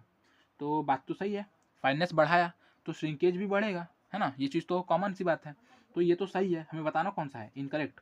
फिर unit of fineness of cement is centimetre cube पर केजी, ये गलत है, मतलब ये गलत है, मतलब ये सही है, मतलब आपका आंसर यही होगा, बट स्टेटमेंट कैसा है, इनकरेक्ट है। अब आप सोचेंगे ऐसा कैसे, तो जो unit of fineness of cement होता है वो क्या होता है, वो होता है specific surface area per unit mass, है ना, per unit mass area upon KG, मतलब कि सेंटीमीटर स्क्वायर पर केजी होगा यहाँ पे, या फिर सेंटीमीटर स्क्वायर पर ग्राम होगा, जो कि यहाँ पे जो है क्यूब ले लिया है ना, तो इसलिए ये गलत हो गया। तो ये वाला गलत हो जाएगा, यानी कि सही, मतलब हमारा ऑप्शन सही हो जाएगा, मतलब कि ऑप्शन से हो जाएगा, बट जो है क्या बोलते हैं स्टेटमेंट ये गलत है, ठीक है। अब हम बात करते हैं अगले क्वेश्चन की। अगला क्वेश्चन क्या है, the which of the following method of quarrying is suitable for quarrying small thin regular blocks, कैसे blocks, small thin regular blocks of stone from rocks such as granite and gneiss, ठीक है, granite और नीस। आपको एक चीज़ बता दूं granite और नीस के बारे में, कि ग्रेनाइट कैसा होता है, एक होता है हमारा इग्नियस रॉक होता है, ठीक है। इसको जब हम मेटामॉर्फिज्म में रखते हैं, यानी कि हाई प्रेशर एंड टेम्परेचर पे रखते हैं, तो हमें कौन सा रॉक मिलता है, नीज मिलता है, ठीक है। चलिए अब ये पे क्या कर रहा है, यहाँ पे कह रहा है कि हम कौन से क्वेरिंग मेथड से जो है small thin and regular blocks को निकालते हैं in case of granite and, मतलब रॉक्स लाइक ग्रेनाइट और नीस के इसमें कंडीशन में। तो सबसे पहले ऑप्शन को पढ़ते हैं, ब्लास्टिंग। भैया देखो ब्लास्टिंग करोगे तो स्मॉल तो नहीं निकलेगा, बड़ा बड़ा निकलेगा, ठीक है। और यहाँ पे बात कर रहे हैं किसकी, स्मॉल की। तो ब्लास्टिंग कर दी तो पूरा तगड़ा तरीके से निकलेगा एकदम बड़ा वाला, तो मतलब है ना, ब्लास्टिंग करेंगे तो ऑब्वियसली क्रैक आएंगे, बड़े बड़े क्रैक्स आएंगे और बड़ा बड़ा आपको स्ट्रक्चर मिलेगा। तो ब्लास्टिंग तो आप नहीं ही करेंगे, मतलब ये ऑप्शन गलत हो गया। एक्सकेवेटिंग, एक्सकेवेटिंग मतलब तो भैया खोदना होता है ना, तो खुदाई करके थोड़ी ना आप क्वेरी कर लोगे, आपको वहाँ पे आइदर ब्लास्टिंग का मतलब पत्थर को, रॉक को निकालना पड़ेगा, वहाँ पे एक्सकेवेशन आप नहीं कर सकते। एक्सकेवेशन हम कहाँ पे करते हैं, सॉइल लेयर पे करते हैं, है ना। तो ये तो गलत हो गया। अगला क्वेश्चन है क्या, हीटिंग एंड वेजिंग, ठीक है, हीटिंग एंड वेजिंग। तो हीटिंग जो है इसे हम लोग यूज़ करते हैं यहाँ पे, ठीक है। हीटिंग के हेल्प से जो है हम जो है ग्रेनाइट और नीसिंग को जो है, नीस को जो है निकाल सकते हैं। और अगर हम बात करें अगले क्वेश्चन, मतलब अगले ऑप्शन की, जो कि है वेजिंग, तो वेजिंग जो है ना, आपको पता होगा वेजिंग मतलब क्या होता है, वेजिंग मतलब होता है कि एक तरह से कह सकते हैं कि छेनी, जो आपने छेनी देखा होगा, छेनी जो चीजल, जो चीजल की तरह एक जो है मटेरियल होता है, चीजल की तरह एक इंस्ट्रूमेंट होता है, जिसके हेल्प से जो है एक मतलब चीजल जो होता है, चीजल के हेल्प से जो हम लोग क्या करते हैं, रॉक्स को जो है छोटे छोटे या फिर मतलब एज आवर रिक्वायरमेंट जो है हम लोग निकाल लेते हैं, है ना, निकाल लेते हैं, कट करके निकाल लेते हैं, क्वारी कर लेते हैं। बट आपको पता है कि ये कैसे मटेरियल है, ग्रेनाइट और नीज है मेरे भाई, ग्रेनाइट और नीज। यहाँ पे छेनी का यूज़ कर लेंगे क्या? ये भाई बहुत टफ रॉक होता है ना, बहुत अच्छे खासे स्ट्रेंथ रखते हैं ये, तो इन्हें जो है आप वेजिंग करना बहुत मुश्किल बात है, इसमें नहीं हो पाता है, मतलब एफिशिएंसी बहुत घट जाएगी और बहुत मुश्किल हो जाएगा करना, है ना, लेबर बढ़ जाएगा आपका। तो ग्रेनाइट और नीज के लिए हम लोग वेजिंग नहीं कर पाएंगे, इसलिए वेजिंग हम किसके लिए करते हैं? सेडिमेंट्री रॉक्स के लिए करते हैं, जो सॉफ्ट रॉक्स होती हैं, जो मतलब आसानी से निकल जाएँ। यहाँ पे हम कौन सी करेंगे? यहाँ पे हम लोग जो है हीटिंग का यूज़ करेंगे। हीटिंग में क्या होता है ना, जब आप हीटिंग करेंगे, जब मतलब रॉक के ऊपर आप जो है किसी तरह का फ्यूल डाल के उसे जलाएँगे, है ना? तो इससे होगा ये ना कि जो रॉक है उसमें एक्सपेंशन होगा, और हमें पता है कि जो रॉक है वो लेयर बाय लेयर बनता है ना? लेयर बाय लेयर बनता है, लेयर बाय लेयर नहीं भी बनता है तो आपको पता है कि अगर ये रॉक है पूरा लेयर बाय लेयर अगर नहीं भी है, तो अगर आप यहाँ पे जो है फायर लगाए हैं, तो यहाँ पे जो है ये वाला सरफेस सबसे ज़्यादा पहले पड़ रहा है फायर में, तो ये ज़्यादा एक्सपेंशन करेगा, और ये वाला जो लेयर है वो कम एक्सपेंशन करेगा। तो ये वाला आगे बढ़ने की कोशिश करेगा, ये वाला यहीं पर रहने की कोशिश करेगा, जिसकी वजह से इनमें जो है एक तरह का स्ट्रेस डेवलप होगा, और कहीं ना कहीं जो है ये अपने आप के जो इनके जो अंदर के कहते हैं ना कि जो बॉन्ड है वो बॉन्ड टूट जाएगा, और इसे हम आसानी से निकाल पाएंगे, है ना। तो इसलिए जो है यहाँ पे हम हीटिंग का यूज़ करेंगे। आई होप कि आपको ये चीज़ समझ में आई होगी। इसके बाद हम बात करते हैं अगले क्वेश्चन की। अगला क्वेश्चन क्या है? अगला क्वेश्चन है, which of the following problems are observed during the pouring of freshly prepared concrete in hot weather concreting. Hot weather concreting, ये मतलब क्वेश्चन आप मार्क करिएगा, ठीक है, मार्क करिए, क्योंकि आगे मैं अभी आपको इसके बारे में बताऊंगा। थोड़ा सा एक और चीज़ बताना है। क्या चीज़? देखिए अभी फिलहाल देखिए कह रहा है कि हमें कौन से जो है दिक्कतें होती हैं अगर हम क्या करते हैं, अगर हम हॉट वेदर कॉन्क्रीटिंग करते हैं तो देखिए रैपिड रेट ऑफ हाइड्रेशन होता है भाई, रैपिड रेट ऑफ हाइड्रेशन हमें मिलता है। ये भी स्टेटमेंट बेस्ड क्वेश्चन ही है, बट यहाँ पे मैंने आपको बताया वो ऑप्शन नहीं दिए, 1 सही है कि 2 सही है कि 3 सही है, 1 2 3 सब सही है, ऐसा दिया नहीं है, क्योंकि मैं आपको सीधे सीधे बता दूंगा यहाँ पे, ठीक है। तो लिखना पड़ता है ना मेरे भाई बहुत ज़्यादा, इसलिए। तो यहाँ पे देखिए क्या कह रहा है कि हॉट वेदर कॉन्क्रीटिंग कर रहे हैं, तो हॉट वेदर कॉन्क्रीटिंग में क्या होता है, हमें रैपिड रेट ऑफ हाइड्रेशन मिलता है, ठीक है। रैपिड रेट ऑफ हाइड्रेशन मिलता है, मतलब कि हाइड्रेशन हमारा बहुत तेज होता है, हमें पता है, मैंने आपको बताया भी था सीमेंट वाले चैप्टर में कि जैसा हमारा टेम्परेचर बढ़ता है वैसे हमारा रेट ऑफ हाइड्रेशन भी क्या होता है, बढ़ता है। तो ये बात तो सही है, ठीक है। उसके बाद क्या मिल रहा है, quick setting and early stiffening, तो ये भी सही बात है। Hydration, rate of hydration increase होगा, मतलब कि क्विक सेटिंग होगा और अर्ली स्टिफनिंग मिलेगा। तो ए भी सही है, 2 भी सही है, मतलब ये दोनों दिक्कत हमें देखने को मिलता है। अब उसके बाद क्या है, greater plastic shrinkage. Greater plastic shrinkage obviously मतलब जल्दी जल्दी, है ना, जल्दी से सेटिंग होगा, जल्दी से स्टिफनिंग होगा, मतलब कि जो है वाटर कंटेंट का जो लॉस है वो ज़्यादा होगा, है ना। वाटर कंटेंट का जो लॉस है वो ज़्यादा होगा हॉट वेदर कंक्रीटिंग में, और वाटर कंटेंट का लॉस अगर ज़्यादा होगा तो मेरे भाई प्लास्टिक सिंक्रेज भी ज़्यादा होगा, मतलब कि तीसरा भी सही है। बात करते हैं अगले अगले मतलब ऑप्शन की, मोर फिनिशिंग टाइम। तो मोर फिनिशिंग टाइम लेस लगेगा ना, क्योंकि भाई जल्दी से स्टिफनिंग हो रहा है, जल्दी से सब कुछ हो रहा है, तो फिनिशिंग टाइम ज़्यादा लगेगा क्या? नहीं ना, कम लगेगा ना। तो ये तो हमारा गलत हो गया। तो इस तरह से जो है आप जो है इन स्टेटमेंट्स को देख सकते हैं। आई होप कि ये सभी चीज़ें मैं आपको समझा पा रहा हूँ। इसके बाद अगला क्वेश्चन क्या है कि while using grading limits of the zone 4 sand for mortar, what is the percentage of sand that should passes through a 600 micron IS sieve, ठीक है।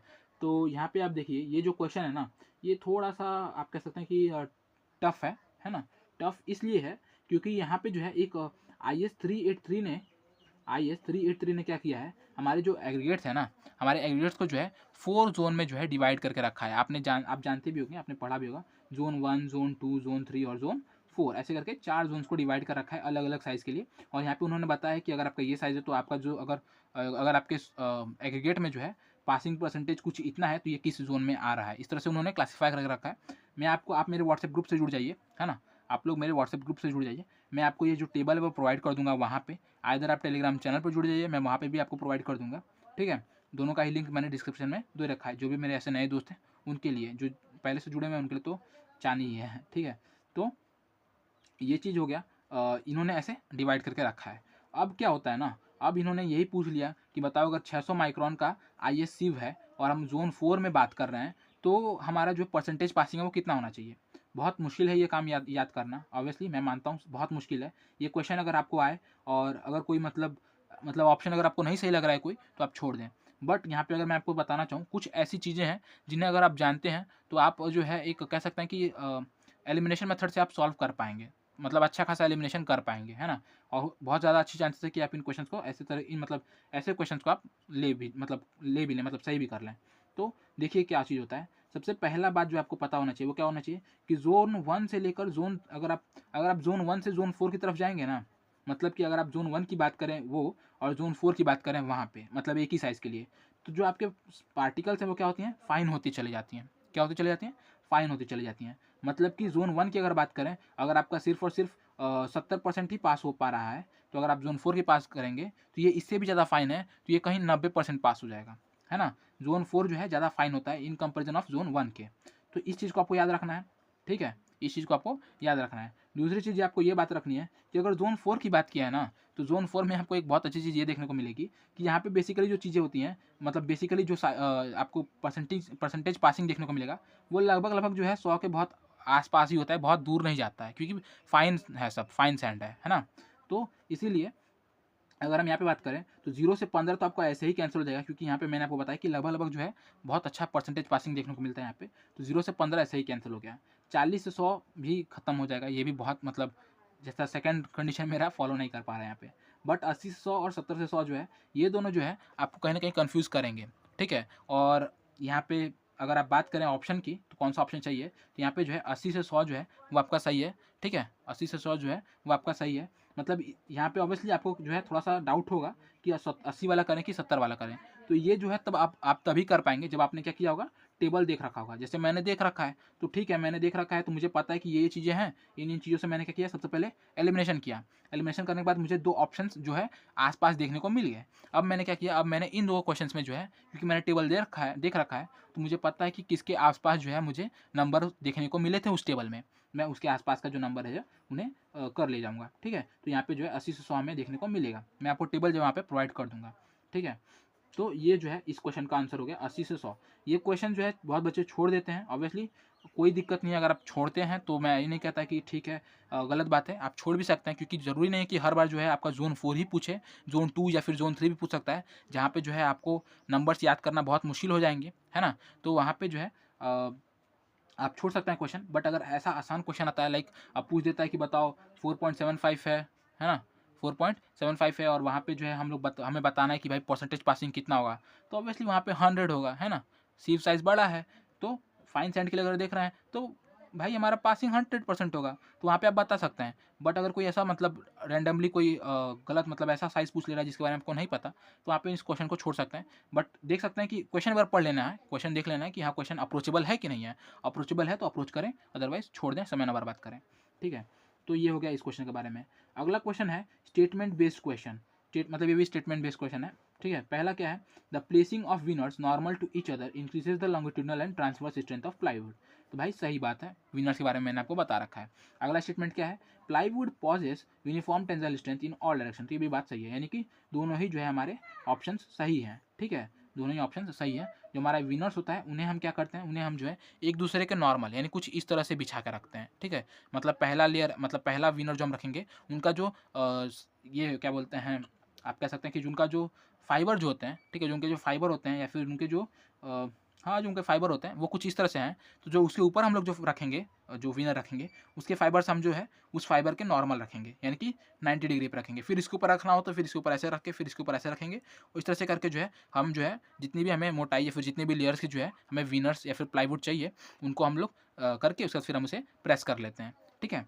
मतलब चिपका लेते हैं, तो उससे हमें प्लाईवुड मिल जाता है। तो ये बात तो यहाँ पे सही हो गई। और उसके साथ-साथ जो है, क्योंकि हमने जो है इसे एक दूसरे के ऊपर ऐसे-ऐसे करके रखा है, यानी कि हमें जो है इस डायरेक्शन में भी हमें अच्छा खासा टेंसाइल स्ट्रेंथ देखने को मिलेगा और इस डायरेक्शन में हमें अच्छा खासा टेंसाइल स्ट्रेंथ देखने को मिलेगा। मतलब दोनों ही तरफ हमें अच्छा खासा टेंसाइल स्ट्रेंथ देखने को मिल रहा है। तो इसलिए जो है plywood possesses uniform tensile strength, है ना? तो दोनों स्टेटमेंट हमारा सही है। बता रखा है बहुत बार, बहुत अच्छी तरह से समझा रखा है आपको टिम्बर वाले चैप्टर में, ठीक है? इवन मुझे 2 क्लासेस लगे थे टिम्बर वाला चैप्टर बताने में आपको, क्योंकि चीज़ें वहाँ पे इंपॉर्टेंट थी, ठीक है? अगला क्वेश्चन क्या है? During construction light weight aerated concrete blocks are mostly use for. अब देखिए इस क्वेश्चन को आप कैसे सॉल्व कर सकते हैं। मतलब अगर आपने नहीं भी पढ़ रखा है, मैं मतलब बेसिकली आपको जो है वर्स्ट से वर्स्ट कंडीशन के लिए तैयार कर रहा हूँ इन क्वेश्चंस के हेल्प से, ठीक है? पढ़ रखा है तो मेरे भाई पढ़ के तो कोई भी बता पाएगा, ठीक है? पढ़ा हुआ है तो बहुत अच्छी बात है, ठीक है? बट अगर नहीं पढ़ रखा है तो किस तरह से अप्रोच कर सकते हैं आप क्वेश्चंस को, या फिर क्वेश्चंस को आप किस तरह से जो है एक बेहतर अप्रोच बताने की मैं कोशिश कर रहा हूँ कि किस तरह से जो है हम लोग जो है क्वेश्चंस को और थोड़ा-सा बेहतर तरीके से अप्रोच कर सकते हैं, जिससे कि जो हमारी एक्यूरेसी है वो कहीं न कहीं और बढ़िया हो जाए, बढ़िया एफिशिएंसी हो जाए, इसलिए। तो देखिए क्या कहते हैं यहाँ पे, आपने पढ़ा होगा obviously light weight aerated concrete है ना, लाइट वेट एरेटेड कॉन्क्रीट है, तो इसका आप यूज़ कहाँ पे करेंगे? तो यहाँ पे ऑप्शन देखिए, shear wall, partition wall, foundation and load bearing wall. Option अगर मैं आंसर बताने की कोशिश करूँ तो आंसर यहाँ पे आपका होगा पार्टीशन वॉल। ठीक है, आंसर क्या होगा? Partition wall. लेकिन इसे आप अगर एलिमिनेशन मेथड से सॉल्व करने की कोशिश करेंगे तो आप किस तरह से कर सकते हैं? तो देखिए यहाँ पे एक चीज़ क्या है, फाउंडेशन में क्या हम light weight aerated concrete use कर सकते हैं? तो भाई नहीं कर सकते ना, फाउंडेशन है हमारा। अगर उसमें हम लाइट वेट उसमें अगर हम यहाँ वहाँ करेंगे तो बहुत दिक्कत होगा। फाउंडेशन में लाइट वेट यूज़ नहीं कर सकते, है ना, फाउंडेशन में हम लोग लाइट वेट यूज़ नहीं कर सकते, तो उसकी बात ही अलग है। फाउंडेशन में तो कदाचित नहीं कर सकते, ये तो गलत ही हो गया। लोड बियरिंग वॉल्स हैं, लोड बियरिंग्स वॉल्स मतलब कि ये लोड कैरी करेंगी, और लोड कैरी करेंगी तो लोड कैरी करने के लिए इनमें जो है अच्छा स्ट्रेंथ टू वेट रेशियो हमें चाहिए, है ना, अच्छा स्ट्रेंथ टू वेट रेशियो चाहिए, जिसकी वजह से जो है हम यहाँ पे जो है light weight aerated concrete use नहीं करेंगे। क्यों? क्योंकि लाइट वेट एरेटेड कॉन्क्रीट है, क्या है? एरेटेड कॉन्क्रीट है ना, मतलब इस कॉन्क्रीट में छिद्र हैं छोटे छोटे छोटे छोटे, तो ये छिद्र जो है इसके स्ट्रेंथ को कहीं ना कहीं अफेक्ट करेंगे, इसके स्ट्रेंथ को कम करेंगे, तो लोड बियरिंग वॉल में भी इसका हम लोग यूज़ नहीं कर सकते। रह गई बात शेयर वॉल की, तो शेयर वॉल भी सेम चीज़ है, एरेटेड कॉन्क्रीट है तो वहाँ पे अच्छा स्ट्रेंथ नहीं दे पाएगा, तो ये भी गलत हो गया। मतलब कि ये तीनों ही हमने क्या कर दिए? एलिमिनेट कर दिए। बच गया हमारा कौन सा? Partition wall. एक और चीज़ है जिसकी वजह से हम इसे यूज़ करते हैं पार्टीशन वॉल में। सबसे पहला बात तो डेड लोड को कम कर देता है। आपको पता होगा कि जो हमारा पार्टीशन वॉल होता है या फिर जो इसे हम कर्टेन वॉल भी कहते हैं, वो बस और बस पर्दा डालने के लिए होता है। बस और बस जो है डिवाइड, मतलब इसका जो पार्टी होता है वो उसका जो फंक्शन ही होता है, वो जो होता है हमारे कमरे को या फिर हमारे घर को जो है पार्टीशन में करना, मतलब बांटना। ठीक है, तो बांटने के लिए तो हम चाहते हैं कि हमारा क्या हो, कम से कम डेड लोड बढ़े, मतलब कम से कम जो है डेड लोड हमें मिले, जिससे कि हमारा जो स्ट्रक्चर है वो काफ़ी अच्छा स्टेबल बना रहे। ठीक है, काफ़ी अच्छा स्टेबल बना रहे।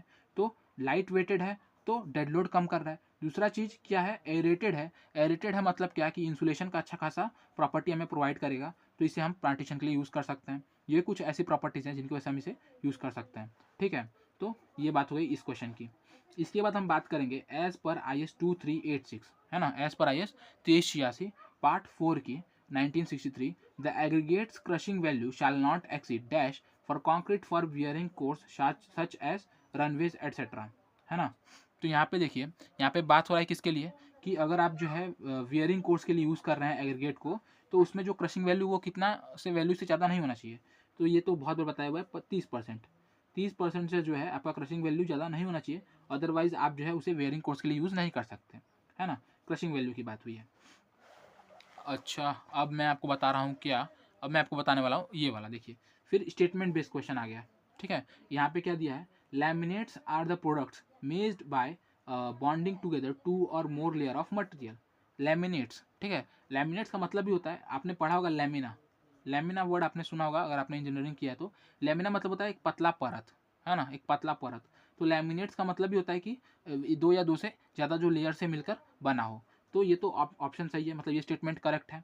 दूसरा क्या है कि high pressure decorative laminates are pasted on plywood sheet such which are used for large areas like cabinets, wide door shutters, tables etcetera. तो भाई सही बात है, अगर डेकोरेटिव है, ठीक है, अगर डेकोरेटिव लैमिनेट्स है तो उसे हम क्या करते हैं, उसे हम जो है प्लाईवुड शीट पे जो है हाई प्रेशर के थ्रू, किसके थ्रू? हाई प्रेशर के थ्रू चिपका देते हैं, जिससे कि हमारा जो है जो हमारा ये है क्या कहते हैं, जो भी हमारे स्ट्रक्चर्स हैं, जो भी हमारे क्या बोलते हैं चीज़ें हैं जिन्हें हम यूज़ कर रहे हैं, जो भी हमारे कंपोनेंट्स हैं, वो क्या हो और डेकोरेटिव लगें और अट्रैक्टिव लगें। और इन्हें हम यूज़ कहाँ पे करते हैं? वाइड डोर शटर्स में यूज़ करते हैं, टेबल्स पे यूज़ करते हैं, कैबिनेट्स पे यूज़ करते हैं। ठीक है, आपने देखा भी होगा आपके जो कुछ प्लाईवुड्स होते हैं, है ना, आपने देखा होगा प्लाईवुड्स पे आपने दुकानों पे गए होंगे या फिर ऐसे कहीं जगह पे देखे होंगे, तो प्लाईवुड के ऊपर जो है नीला रंग का या फिर ऐसे जो है लगा होता है चमकता हुआ, है ना, तो उसे ही हम लैमिनेट कहते हैं, ऊपर का जो लेयर होता है प्लाईवुड वाला उसे। तो ये भी बात सही है। तो ये ऑप्शन में, मतलब इस क्वेश्चन में आप कह सकते हैं कि A and B both are true. ठीक है, इसके बाद अगला क्वेश्चन है, under properly controlled combustion and temperature what is the percentage of silica content that can be obtain from rice husk ash. ये एक फैक्चुअल क्वेश्चन है, ठीक है, इवन मुझे भी नहीं पता था। तो इसका जो आंसर होगा वो क्या होगा, वो होगा 85 से 95। ठीक है, यानी कि अगर आप राइस हस्क ऐश को, ठीक है, अगर आप राइस हस्क ऐश को एक प्रॉपर अमाउंट ऑफ क्या बोलते हैं, एक प्रॉपर अमाउंट ऑफ टेम्परेचर दें, एक proper amount of controlled combustion, एक प्रॉपर अमाउंट ऑफ ऑक्सीजन के अंडर में जो है उसे आप कंबस्ट कर रहे हैं, जला रहे हैं, तो आपको जो है कितना अमाउंट ऑफ सिलिका मिलेगा, उस आपको जो है 85 से 95% अमाउंट ऑफ सिलिका वहाँ पे मिलेगा। ठीक है, तो ये बात हो गई इस क्वेश्चन की, इसे आप याद रखें। फिर विच of the following is an example of sedimentary rock. यहाँ पे से इनमें से सेडिमेंट्री रॉक कौन सा है, तो प्यूमाइस ऑब्वियसली ये तो इग्नेस रॉक है। सैंडस्टोन, हाँ भैया ये तो सेडिमेंट्री रॉक है, आंसर मिल गया, तो बस छोड़ देंगे यहीं से, खत्म बात। ब्लैक फ्लिंट, बासाल्ट, ये भी हमारे इग्नेस रॉक होते हैं, तो यहाँ पे टाइम वेस्ट करने की जरूरत नहीं है, सैंडस्टोन हमारा जो है सेडिमेंट्री रॉक हो जाएगा। इसके बाद as per IS 2386/1963 the aggregate crushing value is calculated by using a single size aggregate which is, देखिए अभी इससे पहले हमें मिला था एग्रीगेट क्रशिंग वैल्यू कब पूछ रहा था, है ना। अब यहाँ पे इन सब चीज़ों को देख के आपको पता चल रहा होगा, आपने देखा बहुत बार बाम्बू वाला क्वेश्चन रिपीट हुआ है ना, बहुत बार जो है प्लाईवुड वाला क्वेश्चन आ चुका है, बहुत बार आपने देखा होगा कि ये भी आप देख सकते हैं कि क्रशिंग वाला ही 2 बार आ चुका। फिर आप देखेंगे तो आपको जो है बहुत बार जो है कहीं ना कहीं सीमेंट वाला मतलब सीमेंट से बहुत सारे क्वेश्चन देखने को मिल चुके हैं, है ना। ठीक है, तो टिम्बर से बहुत सारे क्वेश्चन देखने को मिल चुके हैं, तो पता लगा सकते हैं कि हाँ ये जो है अगर आपके जो है 4 शिफ्ट में क्वेश्चन हुए हैं, तो इन 4 शिफ्ट में जो है एक ही चैप्टर से घुमा फिरा के आगे पीछे वाले क्वेश्चंस पूछा हुआ है। ऐसा नहीं कि चैप्टर चेंज कर दिया है, चैप्टर वही है, बस आगे पीछे करके कुछ अलग पूछ लिया। जैसे अब मैंने आपको बताया ना, यहाँ पे मार्क करिए, यहाँ पे हॉट वेदर कॉन्क्रीटिंग की बात हो रही है ना। अभी मैं आगे आपको दिखाऊंगा, वहाँ पे कोल्ड वेदर कॉन्क्रीटिंग की बात हुई है, मतलब कि चैप्टर सेम है, हॉट वेदर कॉन्क्रीटिंग में जो है पूछ लिया है, ये जो है कोल्ड वेदर पूछ लिया है। तो इससे पता चलता है कि जो है आपको जो है ओवरऑल चीज़ें पढ़ के चलनी है। अगर एक में हॉट वेदर कॉन्क्रीटिंग पूछ लिया है, तो बस ये नहीं कि हॉट वेदर कॉन्क्रीटिंग पढ़ लें और छोड़ दें, आपको हॉट वेदर पढ़ लिया तो आपको कोल्ड वेदर भी पढ़ना चाहिए, ठीक है। तो इससे हमें ये पता चलता है, ठीक है। यहाँ पे देखिए क्या बोल रहा है कि हम जो है एग्रीगेट क्रशिंग वैल्यू निकालने के लिए किस साइज की जो है एग्रीगेट का यूज़ करते हैं। तो यहाँ पे आप ऑप्शन पढ़िए, passing 40 mm retained on 20 mm, नहीं। Passing 20 mm retained on 10 mm, नहीं। Passing 12.5 mm and retain on 10 mm। तो हाँ भाई सी हमारा सही है, क्यों, क्योंकि इसमें जो है हम लोग जो साइज यूज़ करते हैं वो कौन सा करते हैं, passing 12.5 mm retained on 10 mm size, है ना। इसी साइज़ का यूज़ करते हैं हम लोग एग्रीगेट। अब मैंने आपको बताया भी होगा टेस्ट वाले इसमें, और चाहे मैंने आप बात कर सकते हैं, चाहे आप ट्रांसपोर्टेशन इंजीनियरिंग चेक कर लें, ठीक है, वहाँ पे भी मैंने इन चीज़ों को बता रखा है अच्छी तरह से, तो वहाँ पे इन सब चीज़ों को आप देख सकते हैं। इसके बाद बात करते हैं अगले क्वेश्चन की। तो अगला क्वेश्चन देखिए, फिर IS 383 से कितने सारे क्वेश्चन आए। अभी उसमें जोन का पूछ लिया था, अभी यहाँ पे जो है ये चीज़ पूछ लिया है, स्टेटमेंट बेस्ड क्वेश्चन पूछ लिया है। अभी आप आगे देखेंगे ना, तो अभी आगे भी इससे एक रिलेटेड क्वेश्चन है ना। तो इस तरह से जो है आप समझ सकते हैं कि कौन से टॉपिक्स बढ़िया है और किनको आपको जो है पूरी तरह से आपको 360 बनना पड़ेगा, 360 डिग्री बनना पड़ेगा, है ना। 360 डिग्री जो है आपको पूरी तरह से सब चीज़ों को लेकर चलना है। तो यहाँ पे देखिए क्या कह रहा है, which of the following statement is incorrect, incorrect बताना है इन केस ऑफ किसके, grading limit of fine aggregate के। तो सबसे पहला क्या है, IS 383 defines the grading zone of fine aggregate. तो सही बात है, IS 383 ही डिफाइन करता है, तो ये तो बात सही है, हमें इनकरेक्ट बताना है, तो ये नहीं होगा। Zone 2 corresponds to normal sand, ठीक है, बात सही है। उसके बाद there are 3 grading zones as per IS 383/2006, ये क्वेश्चन जो है गलत है। जब भी स्टेटमेंट बेस्ड क्वेश्चन आए ना, तो आपको जो है पहला और दूसरा स्टेटमेंट देख के हड़बड़ाना नहीं है कि अरे यार पहला मतलब ये क्वेश्चन ऐसे स्टेटमेंट तो मैंने पढ़े ही नहीं है, बिल्कुल भी नहीं घबराना है। आपको क्या करना है, आपको जो है ये देखना है कि आप चारों स्टेटमेंट्स पढ़ लें, जो आपको समझ में आ रहे हैं, देखिएगा उनमें से कोई ना कोई जो है गलत आपको देखने को मिल जाएगा, ठीक है। जोन 2 नहीं पढ़ा, नॉर्मल सैंड है, ठीक है, आगे की चीज़ों को पढ़ लें।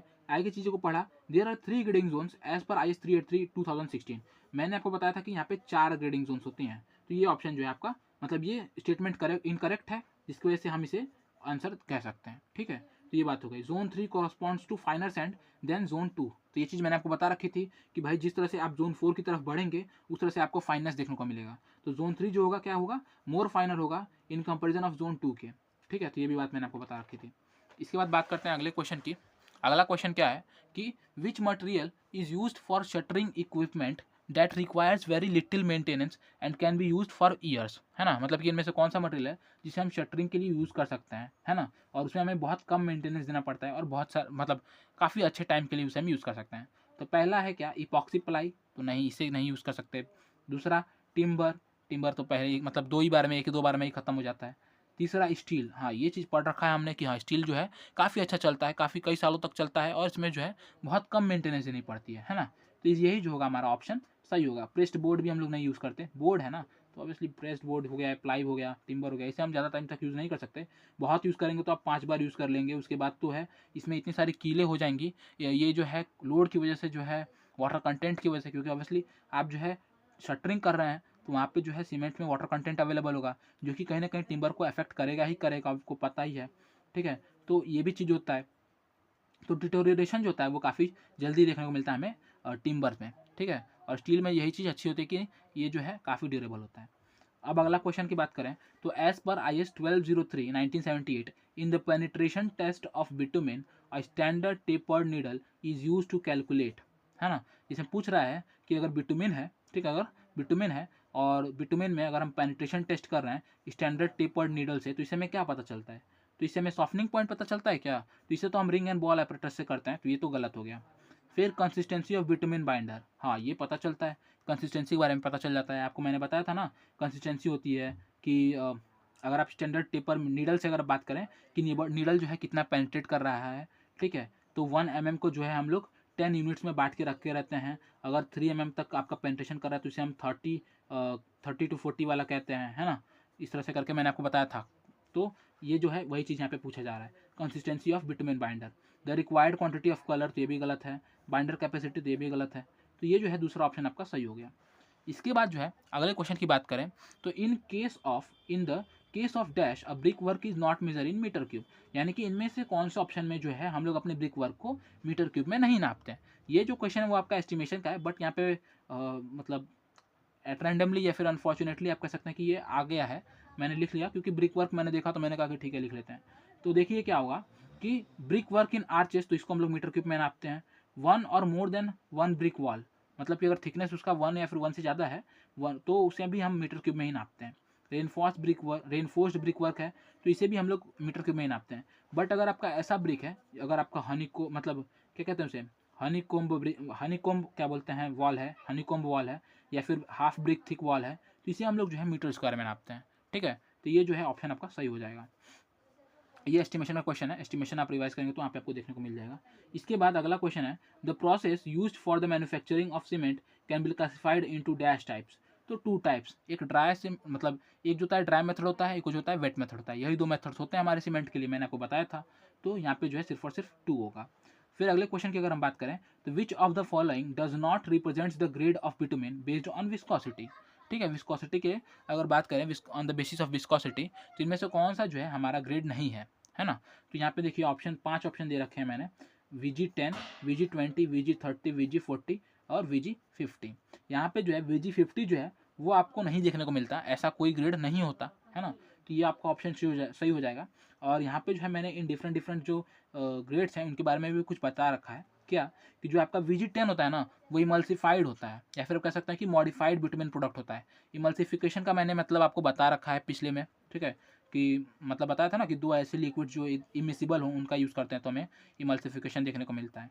तो ये चीज़ यहाँ पे बात कर रहे हैं। फिर VG20 की अगर बात करें तो इसे जो है हम लोग कोल्ड क्लाइमेट में यूज़ करते हैं। कहाँ पे यूज़ करते हैं?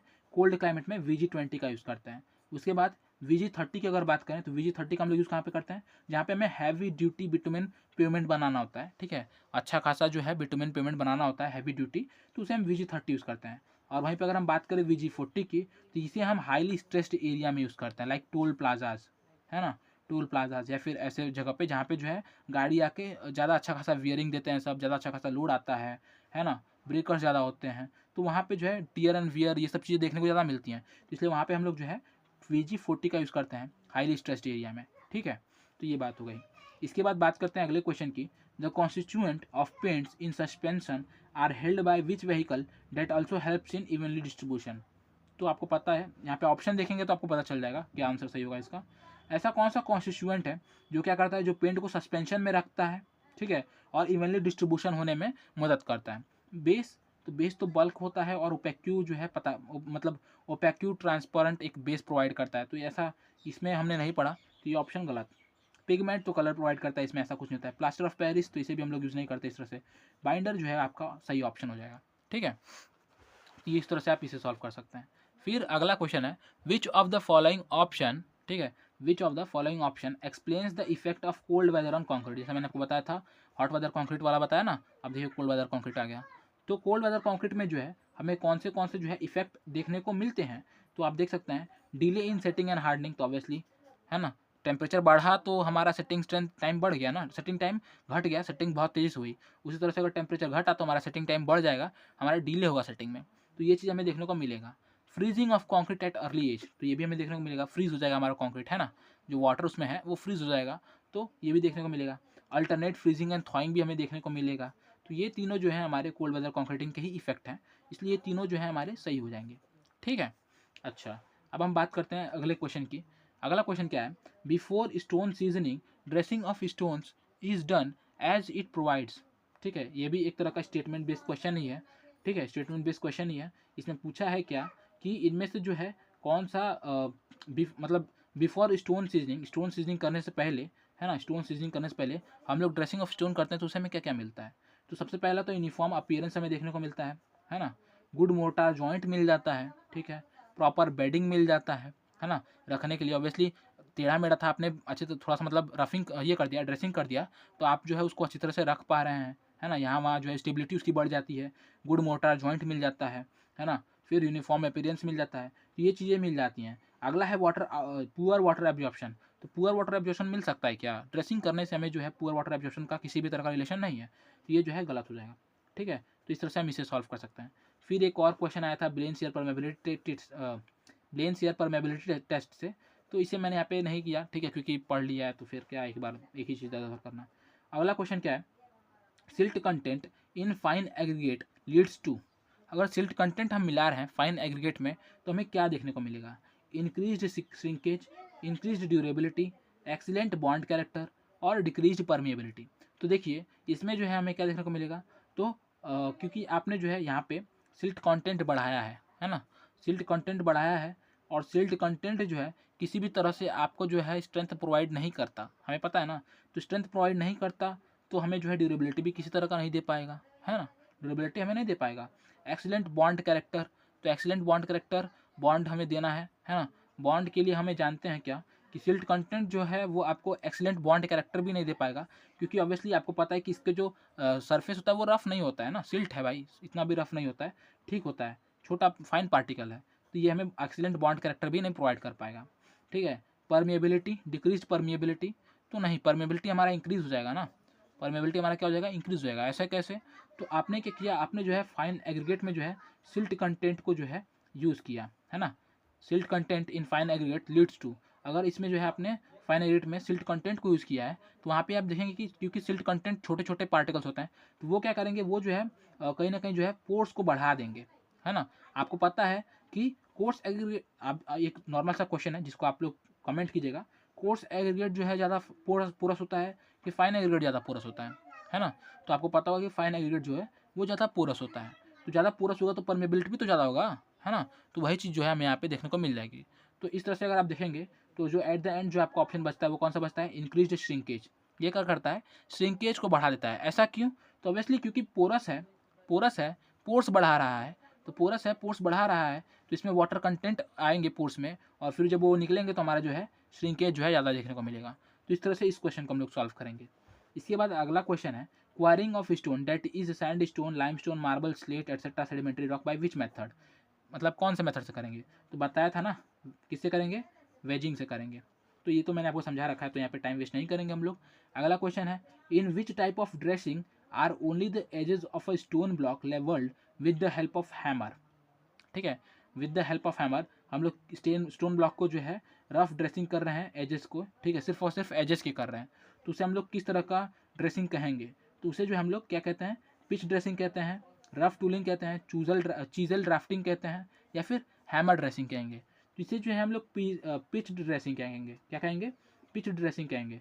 ऑब्वियसली अब हर टाइप की ड्रेसिंग को तो पढ़ना मतलब हमारे लिए पॉसिबल नहीं है फ़िलहाल के लिए, लेकिन फिर भी यहाँ पे अगर आप इसके बारे में जानेंगे थोड़ा सा, तो ये जो है अगर आप स्टोन ब्लॉक्स के एजेस को क्या कर रहे हैं, हैमर की हेल्प से जो है रफली ड्रेस कर रहे हैं, तो उसे हम क्या कहते हैं, पिच ड्रेसिंग कहते हैं। ठीक है, इसके बाद अगला क्वेश्चन है, in India stones with a specific gravity less than dash are considered unsuitable for building.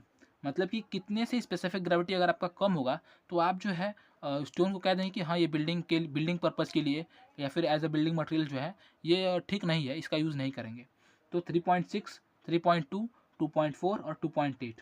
तो 2.8 तो हमारा आइडियल वैल्यू है, ठीक है, और इससे बड़ा हुआ तो ठीक है हमारे लिए, इससे अगर बड़ा हुआ हमारा स्पेसिफिक ग्रेविटी का वैल्यू तो ये तो हमारे लिए और बढ़िया बात है।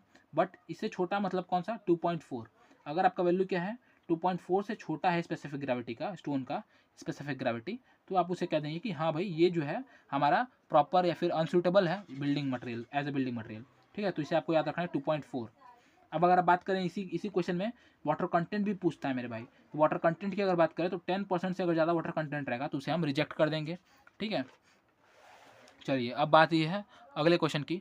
तो अगला क्वेश्चन क्या है, the horizontal platform that is used for connecting to flights are called. अगर स्टेयरकेस में आप बात कर रहे हैं कि दो फ्लाइट्स हैं, ठीक है, दो फ्लाइट्स हैं जिन्हें आप क्या कर रहे हैं, कनेक्ट कर रहे हैं, तो उनमें जो है जो हॉरिजॉन्टल मेंबर हम देते हैं वो क्या कहते हैं उसे, तो इसे हम क्या कहते हैं, लैंडिंग कहते हैं। ये तो आपने पढ़ा ही होगा, तो बहुत आसान सा चीज़ है। उसके बाद soil with particle size less than dash mm is called fine grain soil. ठीक है, तो मतलब कितने से अगर छोटा रहेगा तो हम उसे फाइन ग्रेन सॉइल कहेंगे। तो आपको मैंने बताया होगा, पहले भी बताया था कि फाइन ग्रेन अगर मतलब फाइन एग्रीगेट्स की अगर हम बात करें तो यहाँ पे देखिए सिल्ट और क्ले के बारे में पूछा है। ठीक है, तो थोड़ा सा साइज़ के बारे में जान लें तो कहता है 4.75 से लेकर, अगर आप इसके नीचे जाएंगे तो आप उसे फाइन कहते हैं, है ना, इसके अगर नीचे जाएंगे तो आप फाइन कहते हैं। तो 4.75 से लेकर अगर आप कहाँ तक जाते हैं 0.075 mm तक जाते हैं तो आपको क्या मिलता है, आपको जो है सैंड मिलता है। क्या मिलता है, सैंड मिलता है। ठीक है, अब अगर आप क्या कर रहे हैं 0.075 से नीचे जा रहे हैं 0.002 तक, तो ऐसे आपको क्या मिलता है, सिल्ट मिलता है। और अगर आप 0.002 से नीचे जा रहे हैं 0.002 तक, ठीक है, तो आपको क्या मिलेगा, तो मतलब यहाँ तक जो है आपको क्लेई पार्टिकल्स मिलेंगे। और अगर इससे भी नीचे जाएंगे 0.002 से भी नीचे जाएंगे तब आपको कैसे पार्टिकल्स मिलेंगे, कोलॉइडल पार्टिकल्स मिलेंगे। ठीक है, तो ये बात हो गई। तो यहाँ पे ऑप्शन में क्या दे रखा है देखिए कि soil with particle size less than dash mm is called fine grain soil. तो 0.02 तो नहीं, 0.02 का तो यहाँ पे मैंने कहीं बात नहीं किया, 0.002 है ये, है ना, तो ये तो वैल्यू गलत है। 0.015 तो इसका भी कहीं बात नहीं हुआ, इसका भी कहीं बात नहीं हुआ। ये वाला जो है इसके बारे में बात किया कि हाँ इससे अगर छोटा होता है 0.075 से अगर छोटा होता है तो हमें क्या मिलता है, तब जो है हमें हमारा सिल्ट देखने को मिलता है। और कब तक, तो 0.002 तक। ठीक है, चलिए तो ये बात हो गई हमारी। इसे हम 75 माइक्रोन भी कह सकते हैं, इसे हम 2 माइक्रोन भी कह सकते हैं। ठीक है, तो इतना सब कुछ क्लियर है। आई होप कि ये मतलब कुछ 48 क्वेश्चन थे। ठीक है, इनमें से एक आध क्वेश्चन मैंने छोड़ भी दिए हैं क्योंकि वो सॉइल मैकेनिक्स में आ जाएंगे या फिर अदर सब्जेक्ट्स में आ जा रहे थे, तो मैंने कहा कि ठीक है आगे हम लोग मतलब आगे देख लेंगे। मतलब सोचिए अगर मैंने अभी सिर्फ और सिर्फ 3 शिफ्ट के क्वेश्चन पढ़ाए हैं, ठीक है, सिर्फ और सिर्फ 3 शिफ्ट के क्वेश्चन पढ़ाए हैं, और 3 शिफ्ट में जो है आपका 48 क्वेश्चन, यानी कि अगर आप देखते हैं तो अप्रॉक्स 16 क्वेश्चन जो है पर शिफ्ट जो है आपको देखने को मिल जा रहा है। अभी मैंने 1-2 क्वेश्चन छोड़ भी दिए हैं, अदरवाइज ये जो वैल्यू है वो आपका कहीं ना कहीं 17 और 18 के अप्रॉक्स हो जाता है। ठीक है, मतलब कि बीएमसी आप देख सकते हैं कि कितना अच्छा खासा वेटेज रखता है। तो इसे आप बढ़िया से याद करके जाएँ, बढ़िया से तैयार करके जाएँ। हमेशा जो है कॉमन सेंस का यूज़ करना ना भूलें, है ना, इंजीनियर है तो कॉमन सेंस का यूज़ करना बहुत ज़रूरी है। चीज़ों को जिस तरह से पढ़ा है उस तरह से यूटिलाइज़ करना है, बहुत अच्छी तरह से यूटिलाइज़ करना है। एलिमिनेशन मेथड जिस तरह से भी हो सके आपको जो है आंसर को खोज निकालना है। ठीक है, मुझसे जितना हो सका उतने अच्छी तरह से मैंने आपको जो है मेथड्स अप्रोच बताने की कोशिश की कि किस तरह से जो है आप लोग क्वेश्चन को अप्रोच कर सकते हैं जिससे कि आप जो है मतलब अपनी एक्यूरेसी को इंक्रीज़ कर सकते हैं। ठीक है, तो ये था आज की वीडियो में। आई होप कि आपको सभी चीज़ें समझ में आई होंगी और जल्दी ही जो है अगले सब्जेक्ट का भी आपको वीडियो मिल जाएगा। साथ ही साथ एक आपसे छोटा सा रिक्वेस्ट है कि आप लोग जो है जो शिफ्ट मैंने छोड़ दिया, चौथा शिफ्ट, उसे जो है आप लोग ज़रूर से सॉल्व करें, ज़रूर से खुद से एनालिसिस करें, पढ़ें, जिससे कि आप लोग जो है अपने आप को कहीं ना कहीं एनालाइज कर पाएंगे। ठीक है, अगर अभी तक वीडियो को नहीं लाइक किया तो भाई वीडियो को लाइक कर दो, चैनल को सब्सक्राइब नहीं किया तो चैनल को भी सब्सक्राइब कर दो, जिससे कि आप भी हमारे साथ जुड़कर अपने प्रिपरेशन को और बेहतर बना सकते हैं। ठीक है, और व्हाट्सएप ग्रुप अगर व्हाट्सएप ग्रुप और टेलीग्राम चैनल से नहीं जुड़े तो वहाँ से भी जुड़ जाइए, जिससे कि आपका और मेरा इंटरेक्शन और बेहतर हो जाएगा। ठीक है, और कमेंट करना ना भूलें कि जो है अगला सब्जेक्ट कौन सा पढ़ाया जा सकता है, या फिर कोई अगर ऐसा सजेशन या फिर एडवाइस है जिसके थ्रू जो है हम लोग इन वीडियोज़ को और भी हेल्पफुल बना सकते हैं, या फिर किसी भी तरह का कमेंट, किसी भी तरह का डाउट क्वेरी हो तो उसे आप कमेंट कर सकते हैं, जिससे कि जो है मैं उसे अगले वीडियो में या फिर अगले जब भी जैसा भी मुझे मिलता है समय, या फिर जैसा भी जो भी मेथड होता है, जो भी मीडियम होता है, उसके थ्रू मैं आपको सॉल्व कर सकूँ आपके डाउट्स को, आपके क्वेरीज़ को। ठीक है, तो कमेंट करना ना भूलें। और ये था आज की वीडियो में। Keep watching, keep learning, thank you.